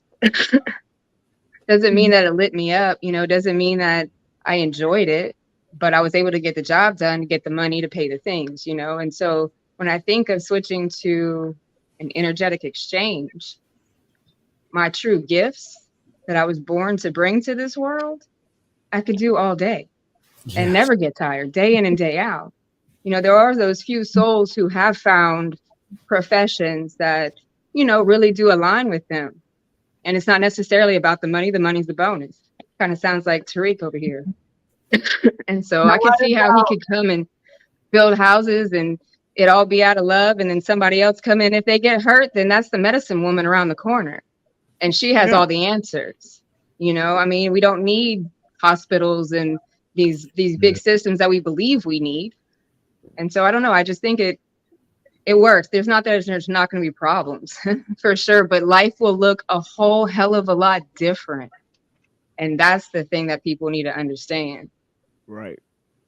So I agree that when you're doing something you love and are passionate about, you can go for much longer durations without feeling exhausted or tired, and you can just keep going and you can wake up the next day excited. But as Paul wrote here, some people are going to have to clean fucking toilets. They're going to have to dump all of the trash that everyone has into wherever the fuck we decide to put it. Like, not all of these jobs are someone's love and passion and desire and purpose in life. It's just a task that must be handled. Well, it's like somebody asked Marx, you know, who's gonna clean the floors, you know, after the revolution, and he pointed at the men and he said, "You will." You know? Yeah, someone's gonna have to do it. You know, and basically, you know, there's gonna be because there's gonna be somebody who doesn't believe in the revolution. You know what I mean? And that's the guy who's gonna clean the floors. You know what I mean? But also to add that, Machine Lies, I had a boss, okay, when I was building houses, and this guy, he can retire right now, he's wealthy, and then sometimes, like, you know, at the end of the job, you have to clean the whole entire site. Everybody has to clean it, and sometimes a guy or two will clean it, right? And he will come and clean sometimes with me, right? And I asked him one time, "Why are you doing it? You have workers." He's like, "I'm no different than nobody else. We're all doing this." So the thought process has to be changed. The conditioning has to be changed.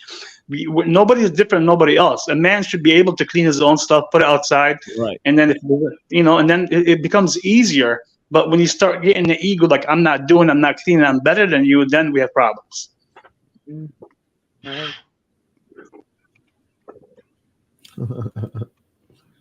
Yes. Not Paul. I thought it was. No. Who's enslaved by truth? EBT. That's me. Oh, that's not me. That's what's his name. I don't. Oh, okay. I always thought it was Paul. I didn't know that. No, it's a different one. Sorry. He's another very, very well-read, brilliant, obese YouTuber. That's a jab at you both. Okay. No, I literally thought enslaved by truth this whole time was one of Paul's. No. He's got his own channel. Isn't he enslaved or something? Is that not Paul? Paul No, is Paul enslaved. Unslaved versus enslaved. Yeah. Okay. Yeah. My bad. Yes. No, you're right. He's got some knowledge. I heard him talk one time. He talks a lot about cars and vehicles. It seems like he's like a mechanical engineer or something like that. Yeah, that is what he's like an electrician. I Yeah, think he fixes tractors or something like that. Yeah. But that's what I'm saying, Machine Lies. You got, like, for example, and he's an electrician. There's a lot of people that we have just in the 200, you know, people that watch this chat or whatever. They have a lot of talents, so you can put them together, make it happen. The problem is, Sarah has a point that we're not going to all agree because we all have different opinions and different stuff. But also, right, we have to have some kind of put the ego down and then get down to where we're all equal. That's right, and that's the thing that on one day I mentioned. I said you can't ghost somebody in a village. You know, you could ghost somebody in a cell phone text message, but you know, whether or not you hate that person or had a problem with them, you're gonna see them the next day. It's just gonna be an awkward moment. You know what I mean? It just is what it is. You know, but my concern is human nature. That if someone values their energy and time of the job and task that they're performing as much more valuable than the time and energy that someone else is putting into, eventually you feel resentment and like you're being used and not appreciated. And that occurs in human nature all the time. That is the issue that I see arising if we just transfer from money to energy. It's the same issue. I'm not being paid enough for my time, or this guy's being paid too much for his time, or I'm valued more than this. Like, it's going to have a similar effect. Because money itself isn't the problem. It's the love of money that's the problem. Please. The old conditioning has us all comparing each other, saying, "Oh, I should get this. That person has that." This envy and deceit that's scriptural. It's all seriously God's rules, God's laws that were written for us to follow. It's not a chore. Seriously, it's an opportunity for us to feel good about doing what is loving, what is righteous, what is generous, what is kind at all times. So when we're not worried about what other people are doing as much as what can I learn from others or what can I offer to others, we'll flip the script, we'll change, the world will not, in the future I see, we will not collectively allow poverty and wars to continue at the same time, right? People are living in the street and without food because they don't have the money to feed themselves and survive with comfort and the necessities, maybe education. But at the same time, while you guys and us, while we are paying for survival, for comfort and joy, we're also funding wars somehow. This agree. is crazy. I agree, Sarah. It's not going to be an easy task right away, but it's very possible. I know what you're saying about all the different, variables and stuff like that. But I think if people come down to their senses, for example, like Jack was saying, if you are good at something, you master something. If you're a man of God, for example, you should be happy to teach somebody how to do it and enjoy doing it in the process. It's given as a gift. You Yeah. you do what you love and you give it as a gift. And so like Tarek's going to build a house, but he's not going to expect that every person that he builds a house for is going to give him something in return. He's going to trust in the bigger, picture, in a higher consciousness, is something, like he's always going to be provided for. As long as he's giving his gift, he'll always be provided for. Right. And I understand how this works in an idealistic society where everyone is of high quality and of Christ consciousness and living in high vibrations. Right. Well, that's where the individuation work comes in. Right now, reality, as it is, right. If we removed money right now and went to a shift of energy, we would still have the same problems of human nature that we have right now. But I like how some of the people, what they said about about the grace that comes in, when you actually find out that what's being provided, and it kind of comes for being gratitude, having gratitude for your immediate situation and your surroundings and the people that are around you. And you could in a way, the most powerful person in the world is a person who doesn't really do shit, because it's only from a point of stillness that you can engage all things,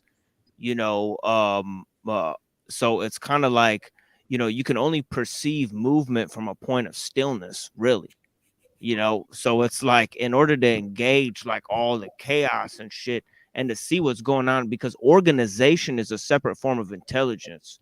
There's one thing of seeing what's going on, and there's another thing of seeing like what the relation is between the different shit that's going on, and that's organizational intelligence and relational intelligence, rather than paying attention to what is paying attention to the spaces of how shit relates,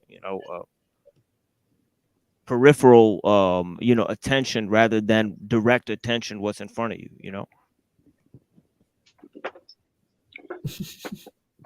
You said a lot, brother. You blow my mind sometimes. And Sorry about that.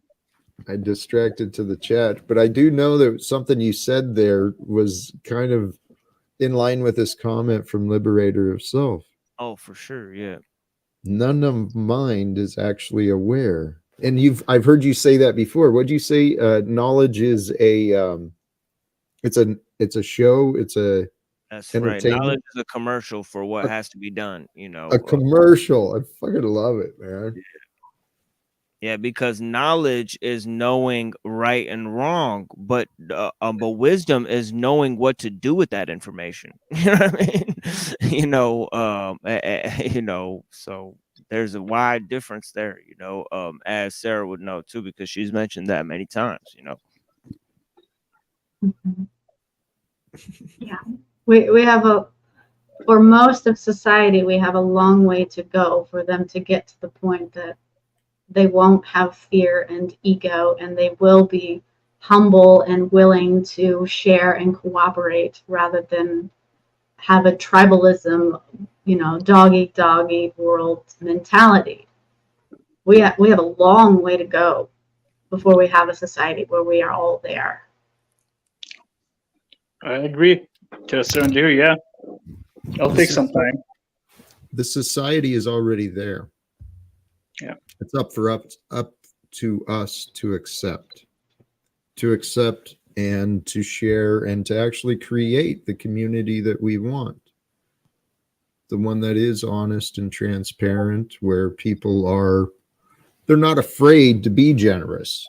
They're not afraid to cut someone some slack, a little mercy, a little forgiveness, because they know that around them, they've got a community that still has their back. That's how we're going to change this world, is through connection, relationships, communicating, challenging, pressing into each other's beliefs a little bit, figuring out what is conditioning, what is beneficial, what do I want to carry forth with me.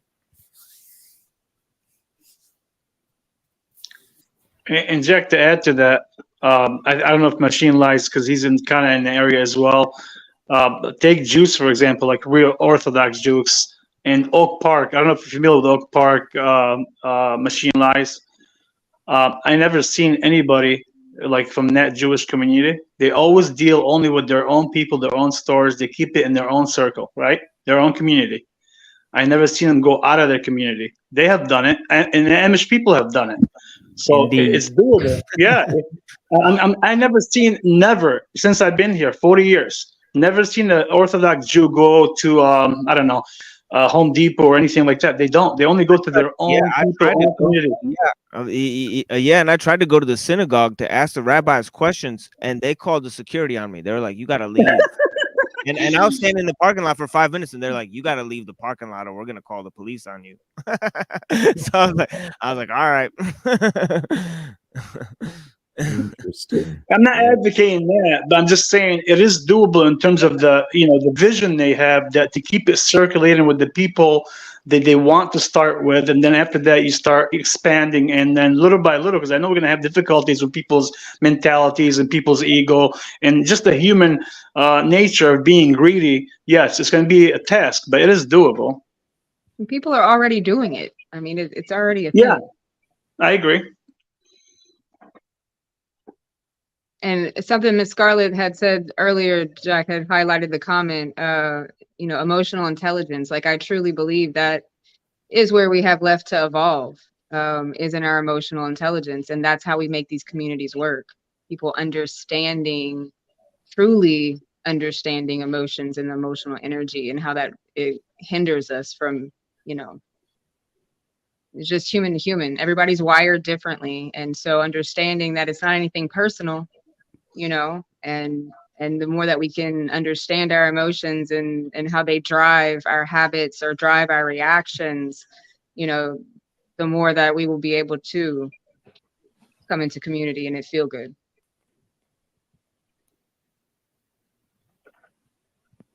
That's an excellent point. Yeah. I'd like in the future, I mean, I really do see some collective redefining of what things mean. What does it mean to be community? What does it mean to be human? Yeah. What does it mean to be a man or a woman? What's it mean to be a leader? What's it mean to be in Congress? What's it mean to be a CEO, an executive, a supervisor? What's it mean to be a boss? We can redefine all of this stuff, and we can create the meanings of our lives. What what we will accept and what we will not. And honestly, when I used to follow politics like it was like, oh, this is the best we've got. This is important. I got to vote and encourage others to vote. I thought I paid attention and it consumed a lot of my time and my life force energy, and it was a waste. Okay. What is important is that we raise our standards, because when I realize the truth, I no longer consent to this bullshit government that is in our faces. I know for a fact America can do better than damn Donald Trump and Joe Biden. What the hell is wrong with this nation? Sincerely. It's that bad, Jack. Thank That you. bad. Yeah. I don't know, This- Jack. I grew up watching Little House on the Prairie, and that's how I envision that it can be happening again, just like that. Village, and people look out for, everybody else, and then you start there, and you can do it. It's not impossible at all. You know what, man? Those values from that show, innocent, and maybe if I look back at it now, maybe I'd see something different. But what I remembered was morals and values, caring about one another, and that's what America was about. And when I raised my hand for the military, that's what I believed in. I believed in that America, the America that gave a shit about its people.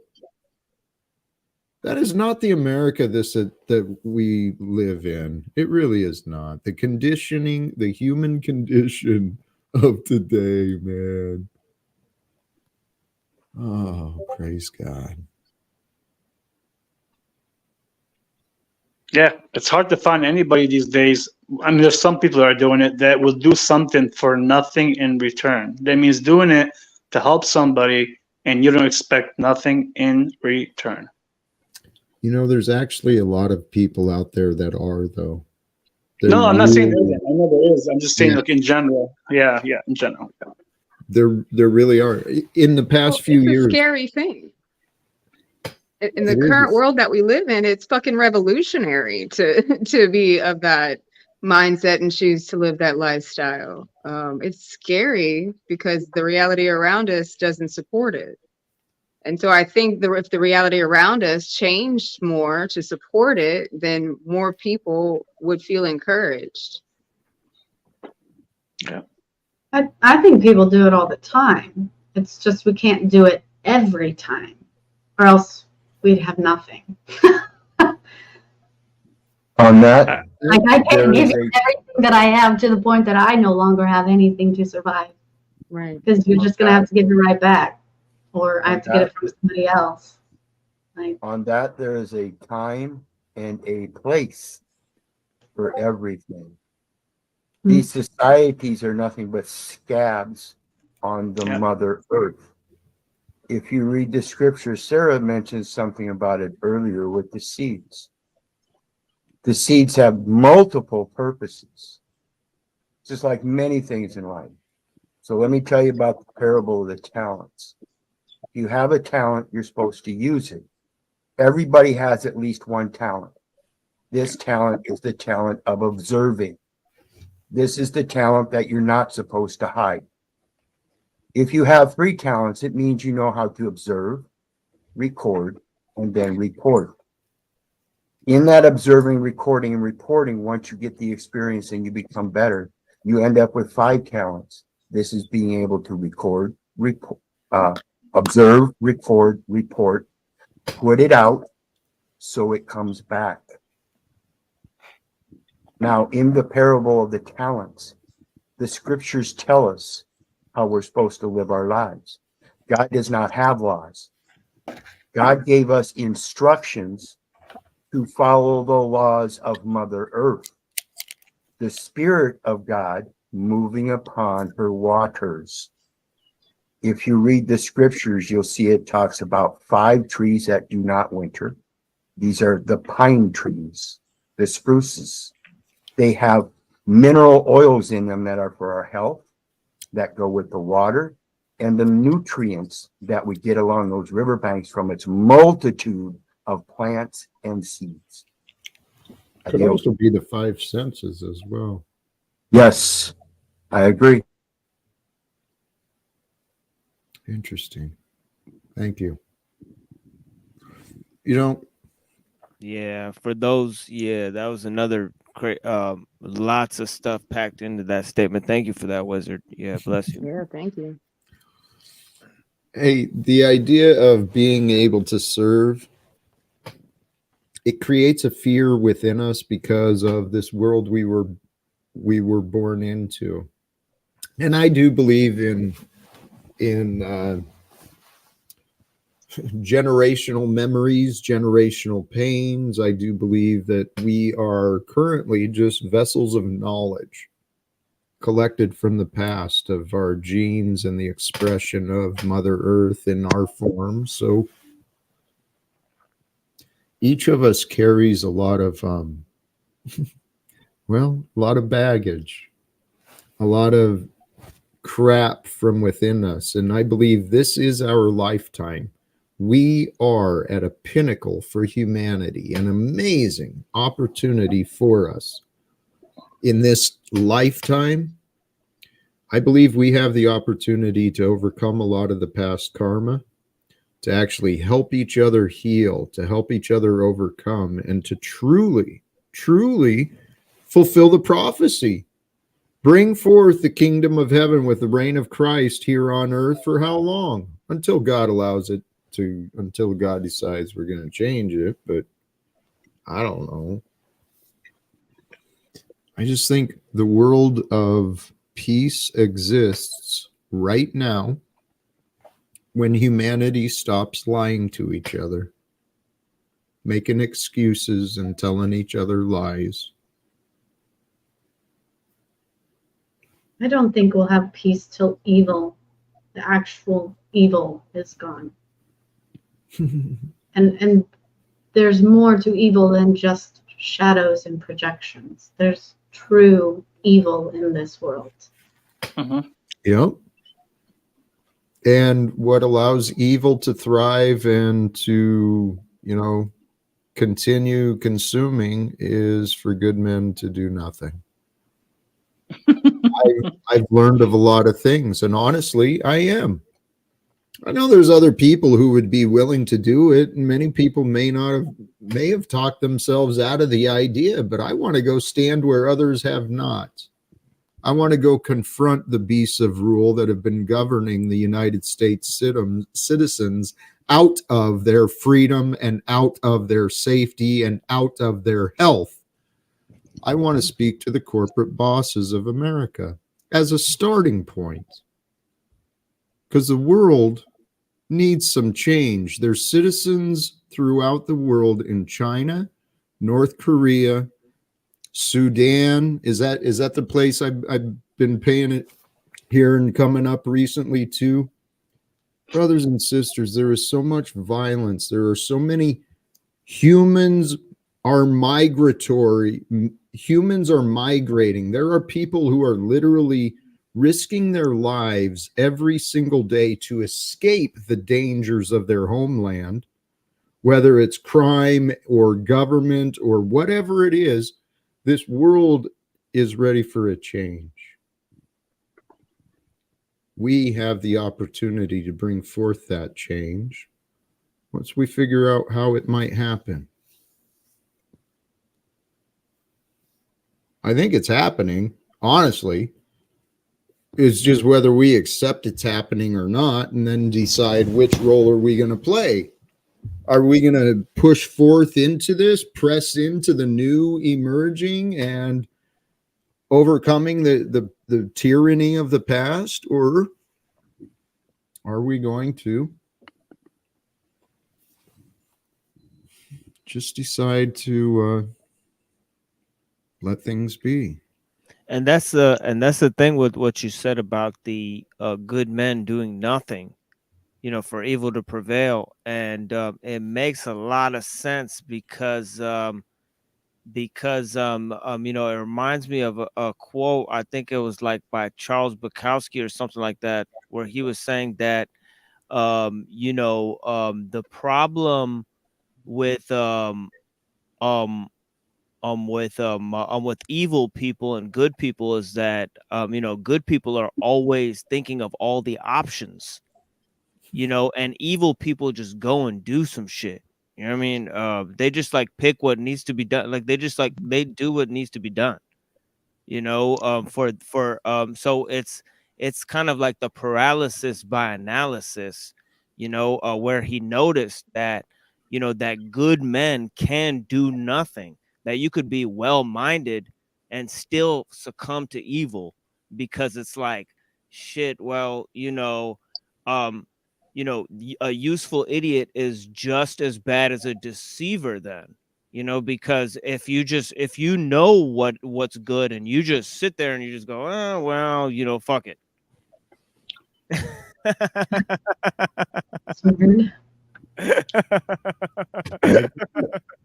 But machine lights. Here's like a thing that actually I can add to this too as well. Like a lot of people don't see these things because they don't envision them, right? Like they may think, for example, okay, there's no way I buy a land for $1 million, correct? I know many Right. people in my life that are millionaires, right? You know what they pay because they care about their reputation and what they donate, so they don't have to pay taxes every year if they make, say, 3 or 5 million a year, right? They're paying literally about $300,000 or $400,000 to what things in the city because they want their connections. All you have to do is, if you find that person and turn them into a human being that cares, is not, participating in the evil world anymore, he can take those tax money that he's paying those people and put them in something you are able to do with a community and use something else. So Yeah. a lot of things are available. You just have to, put the hard work in, find the right people, and it's going to take some work. And you have to talk to them and make sure they have the right soul. And believe me, there's a lot of people that have a lot of money. They're just lost. They're Yeah. enslaved and they're lost. And all these people who work really hard to study in the university to create some chemical that nobody fucking needs to be exposed to, it's like they should be cleaning up the monkey shit in the Detroit Zoo. That should be their job, to be real, Yeah. and we True. should put them to work. The thing is that there's more important things in this world, and and you could waste your time on a lot less, for real. This quote is truth, man. The intelligent people are full of doubts, while the stupid people are full of confidence. Yeah, something like that. Yeah, very close, yeah. It's absolutely true, man. But you know what? This is God's design and it makes perfect sense. It really does. I was watching that Aaron Abke video I mentioned the other day, and the ideas of that becoming one with the infinite. That is what we're supposed to do. I'm sorry, I forgot why I brought that up. What was it from the practice there?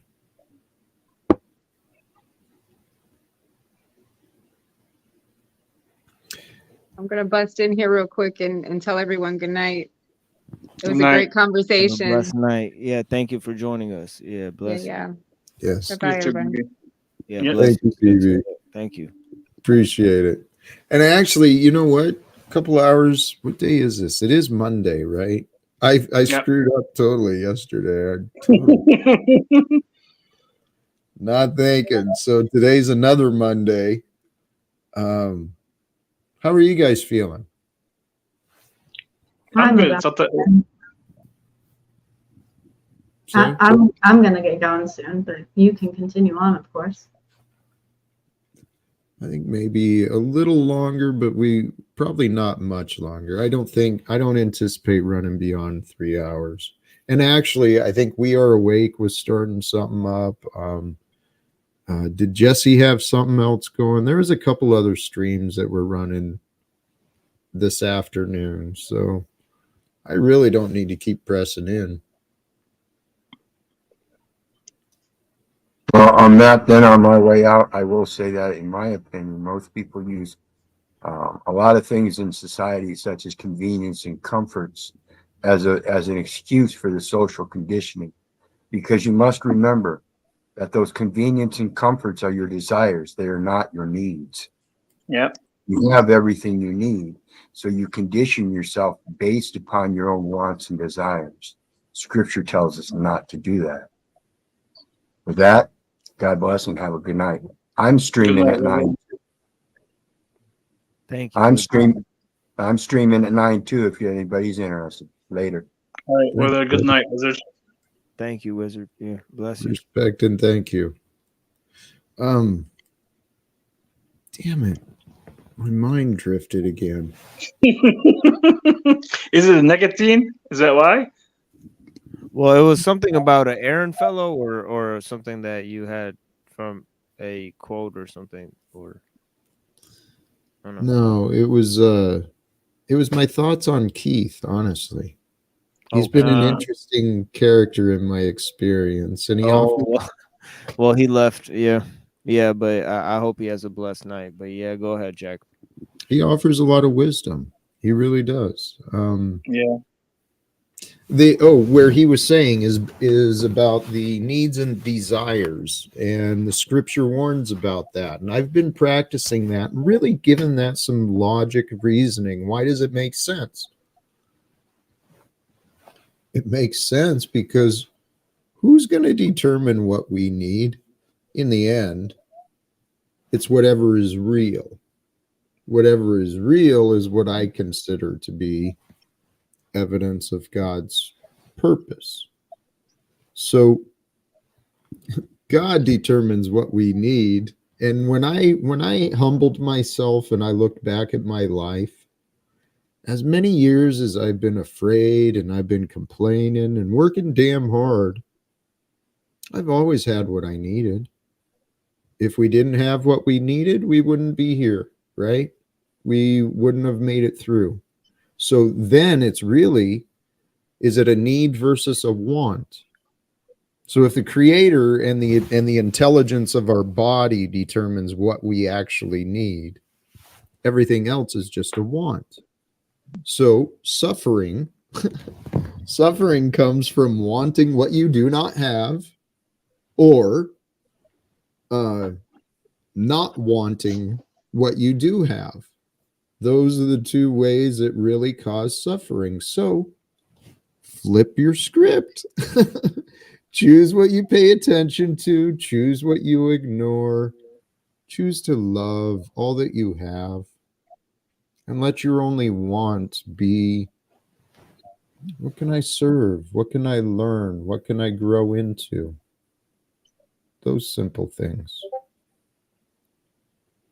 I think that's how we're supposed to live. Yeah. No, I also think, Jack, like people sometimes have fear in terms of being uncomfortable, right? Because like some people, for example, have, say, a big house, right? And then say your neighbor, or just say, I'll do it even here. Say the panel, say something goes wrong and you needed a place to stay, right? And they have like 2 or 3 rooms because they're conditioned that they want their own privacy and live a certain way. They won't offer you to live with them, even though they don't even need these rooms. And that's not human. I think people at a certain time, you have to get over that and think of everybody as children of God. And we should be able to help each other in a time of need. And that's how people will not depend on the system and maybe degrade themselves in certain ways and do things they don't like to do. And it gives them time to be stable and learn things and be okay. Because some people have it. And if you have it more than others, in all the scriptures it says you're supposed to help more. Amen. We really get a day. Each day we get the opportunity to choose. Do we serve? Are we selfish? Are we self-centered? Or are we selfless? And, selfless. Are we here to serve the others, whatever the others might be? I heard it said by, I think it was BeeBee, serving the next human, right? Go through your life. How are you going to go through your life serving the next human? What does that mean, and who is that? Well, that's up to you, right? We reduce our suffering when we replace it with gratitude. That's the key I wanted to share. honestly, because gratitude feels better than worry. And you can't focus on two things at the same time. You can't focus on your fear and your love at the same time. So replace the fear and worry with some gratitude, trusting your connection, trusting there is a divine force that's with us and that's moving us and that cares for us and that loves us. And then as we go forth, without the fears, without the worries, but with the love and the desire to serve, we're going to transform this world so quickly. I can't imagine things that could stop it except excuses and blame. So let's get rid of excuses and blame. And then we'll help others realize that there's no excuse for governments and corporate officials to hold secrets that affect the lives of all of us, such as, the real chemicals and shit, the real garbage that's food in the air and all this. I think it's time to change it. Yeah, Hey, totally. Thank you. Today's topic of conditioning, really the way we're going to get through the conditioning is to uncondition ourselves. We've all heard the term of brainwashing. Wash your brain. Cleanse it of that negative self-hate, that toxic stuff. Get it out of your head and find peace in your heart. Brainwashing is actually conditioning your mind, right? It is, yeah. I know. We will use your definition, though, where we wash it clean. Well, it is the same thing, but we can flip the script. We can take what has been damaging and find out how to use it to strengthen us. And we can, through positive affirmations and really, really intentional inner work. I mean, that stuff is so important for us. Well, to remember, all of us, we all are enlightened beings. When we remove that parts of us which no longer serves, when we cast away the parts that cloud our vision to the truth and what is knowable, then we are whole. And so it's just simply a matter of removing that which does not serve.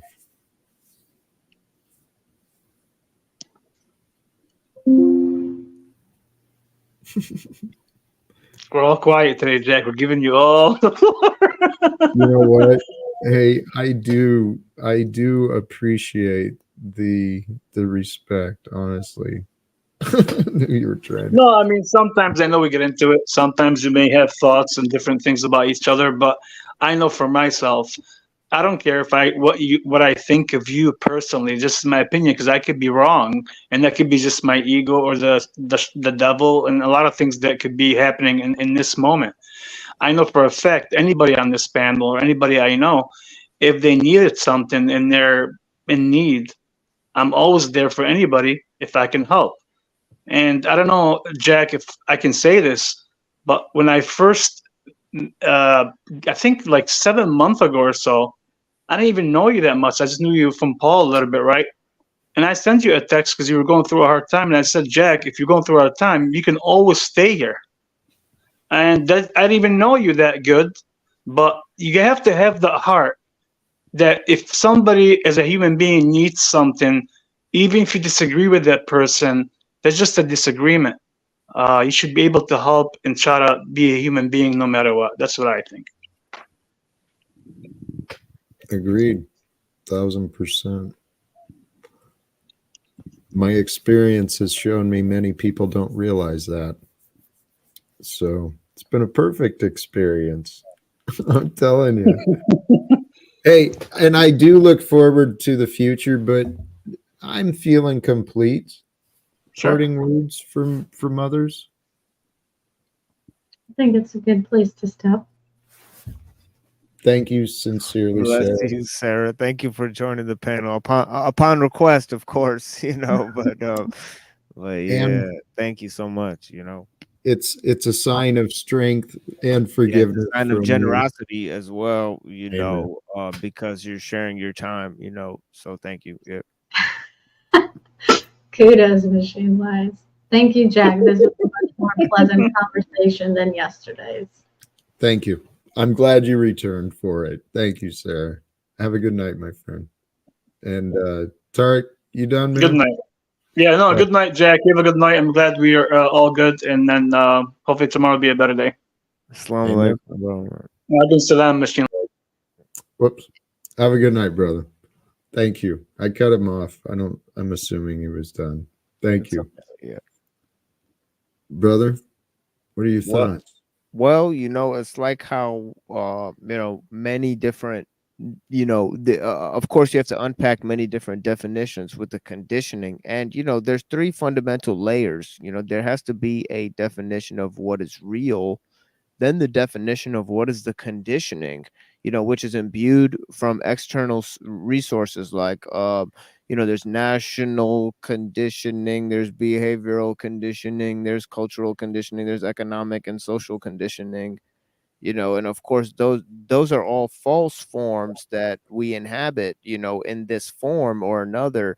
But then there's also the self, and the self is also composed of various elements. There's the logos, which is the rational self. There's the thumos, which is the heart, or the passionate self. There's the eros, which is the the wants and the desires and the imaginations and pleasure and all that stuff. And there's also the ethos, which is the general relations that we have to other humans. But there's also the relation we have to the environment, and the structures around us, which is the oikos, the relation to nature in general. So we have all of these forms of self, that we have to relate to.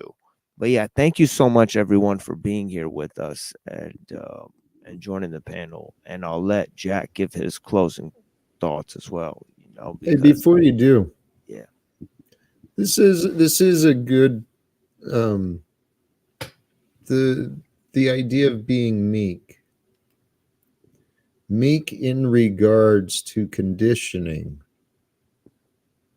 Conditioning a meekness can create a weak person, yet the Bible wants us to be strong in our meekness, I believe. What are your thoughts on meek?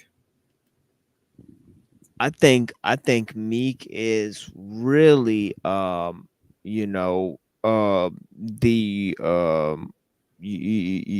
I think it's the sort of the embodying lesser forms, the creatures that are on this planet. And I think that it's an allusion to a type of, that we are interconnected with the lower forms, with the trees and the bees and the mushrooms and all those types of things. So I think that the meek are the people who will live simple, when all of these systems that are basically man-made, and man has been forced to basically, has been taught to love his chains, that he wears, so that is kind of the thing that, they make the they have games for the animals that are in the cages, of course, and there's bread and circuses there, and but that is kind of the people who don't engage in that, who just live a simple life, you know and who just rely on the lower forms, they're actually going to survive longer. Those are I think that's what it meant, that the meek, that that these systems that have only been here for the last 100 years and are not really, quote unquote, sustainable, because they're made to, because they're too big, first of all. They're not going to be maintained. You can't shut off a nuclear plant for like 1,000 years, but no country's ever lasted that long. So who's going to take care of it? That's the question. We built something that lasts longer than any country has ever lasted, and you can't shut it off, and somebody has to maintain it. So that's the problems that we're facing, is that the people who chose not to engage in all that, who live a simple life away from those things, they're just going to last. They're going to inherit the earth.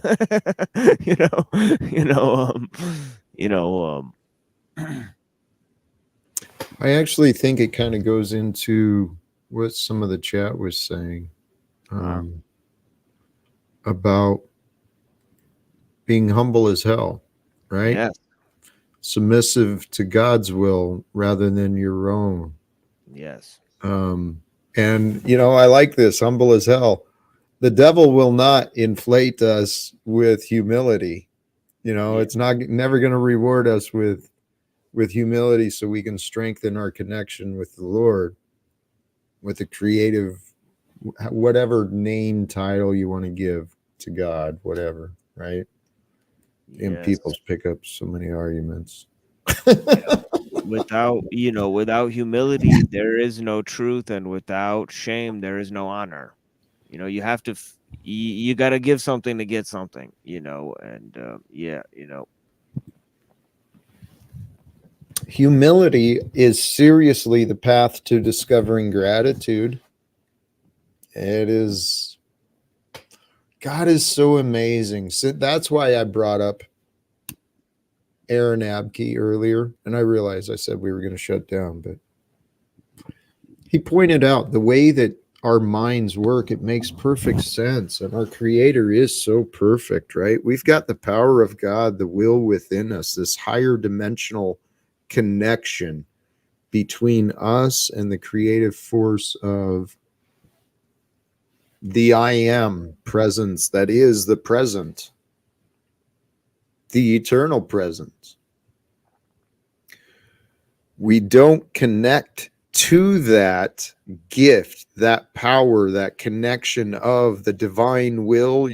As Jesus said, I and the Father are one. And his prayer was we would become one with he, and as with the Father, that relationship would be passed on to us. It has to be earned. It has to be sought. We must sacrifice our old selves. And guess what? It's just in your damn head. So sacrifice your old beliefs. Allow yourself to become free of the past.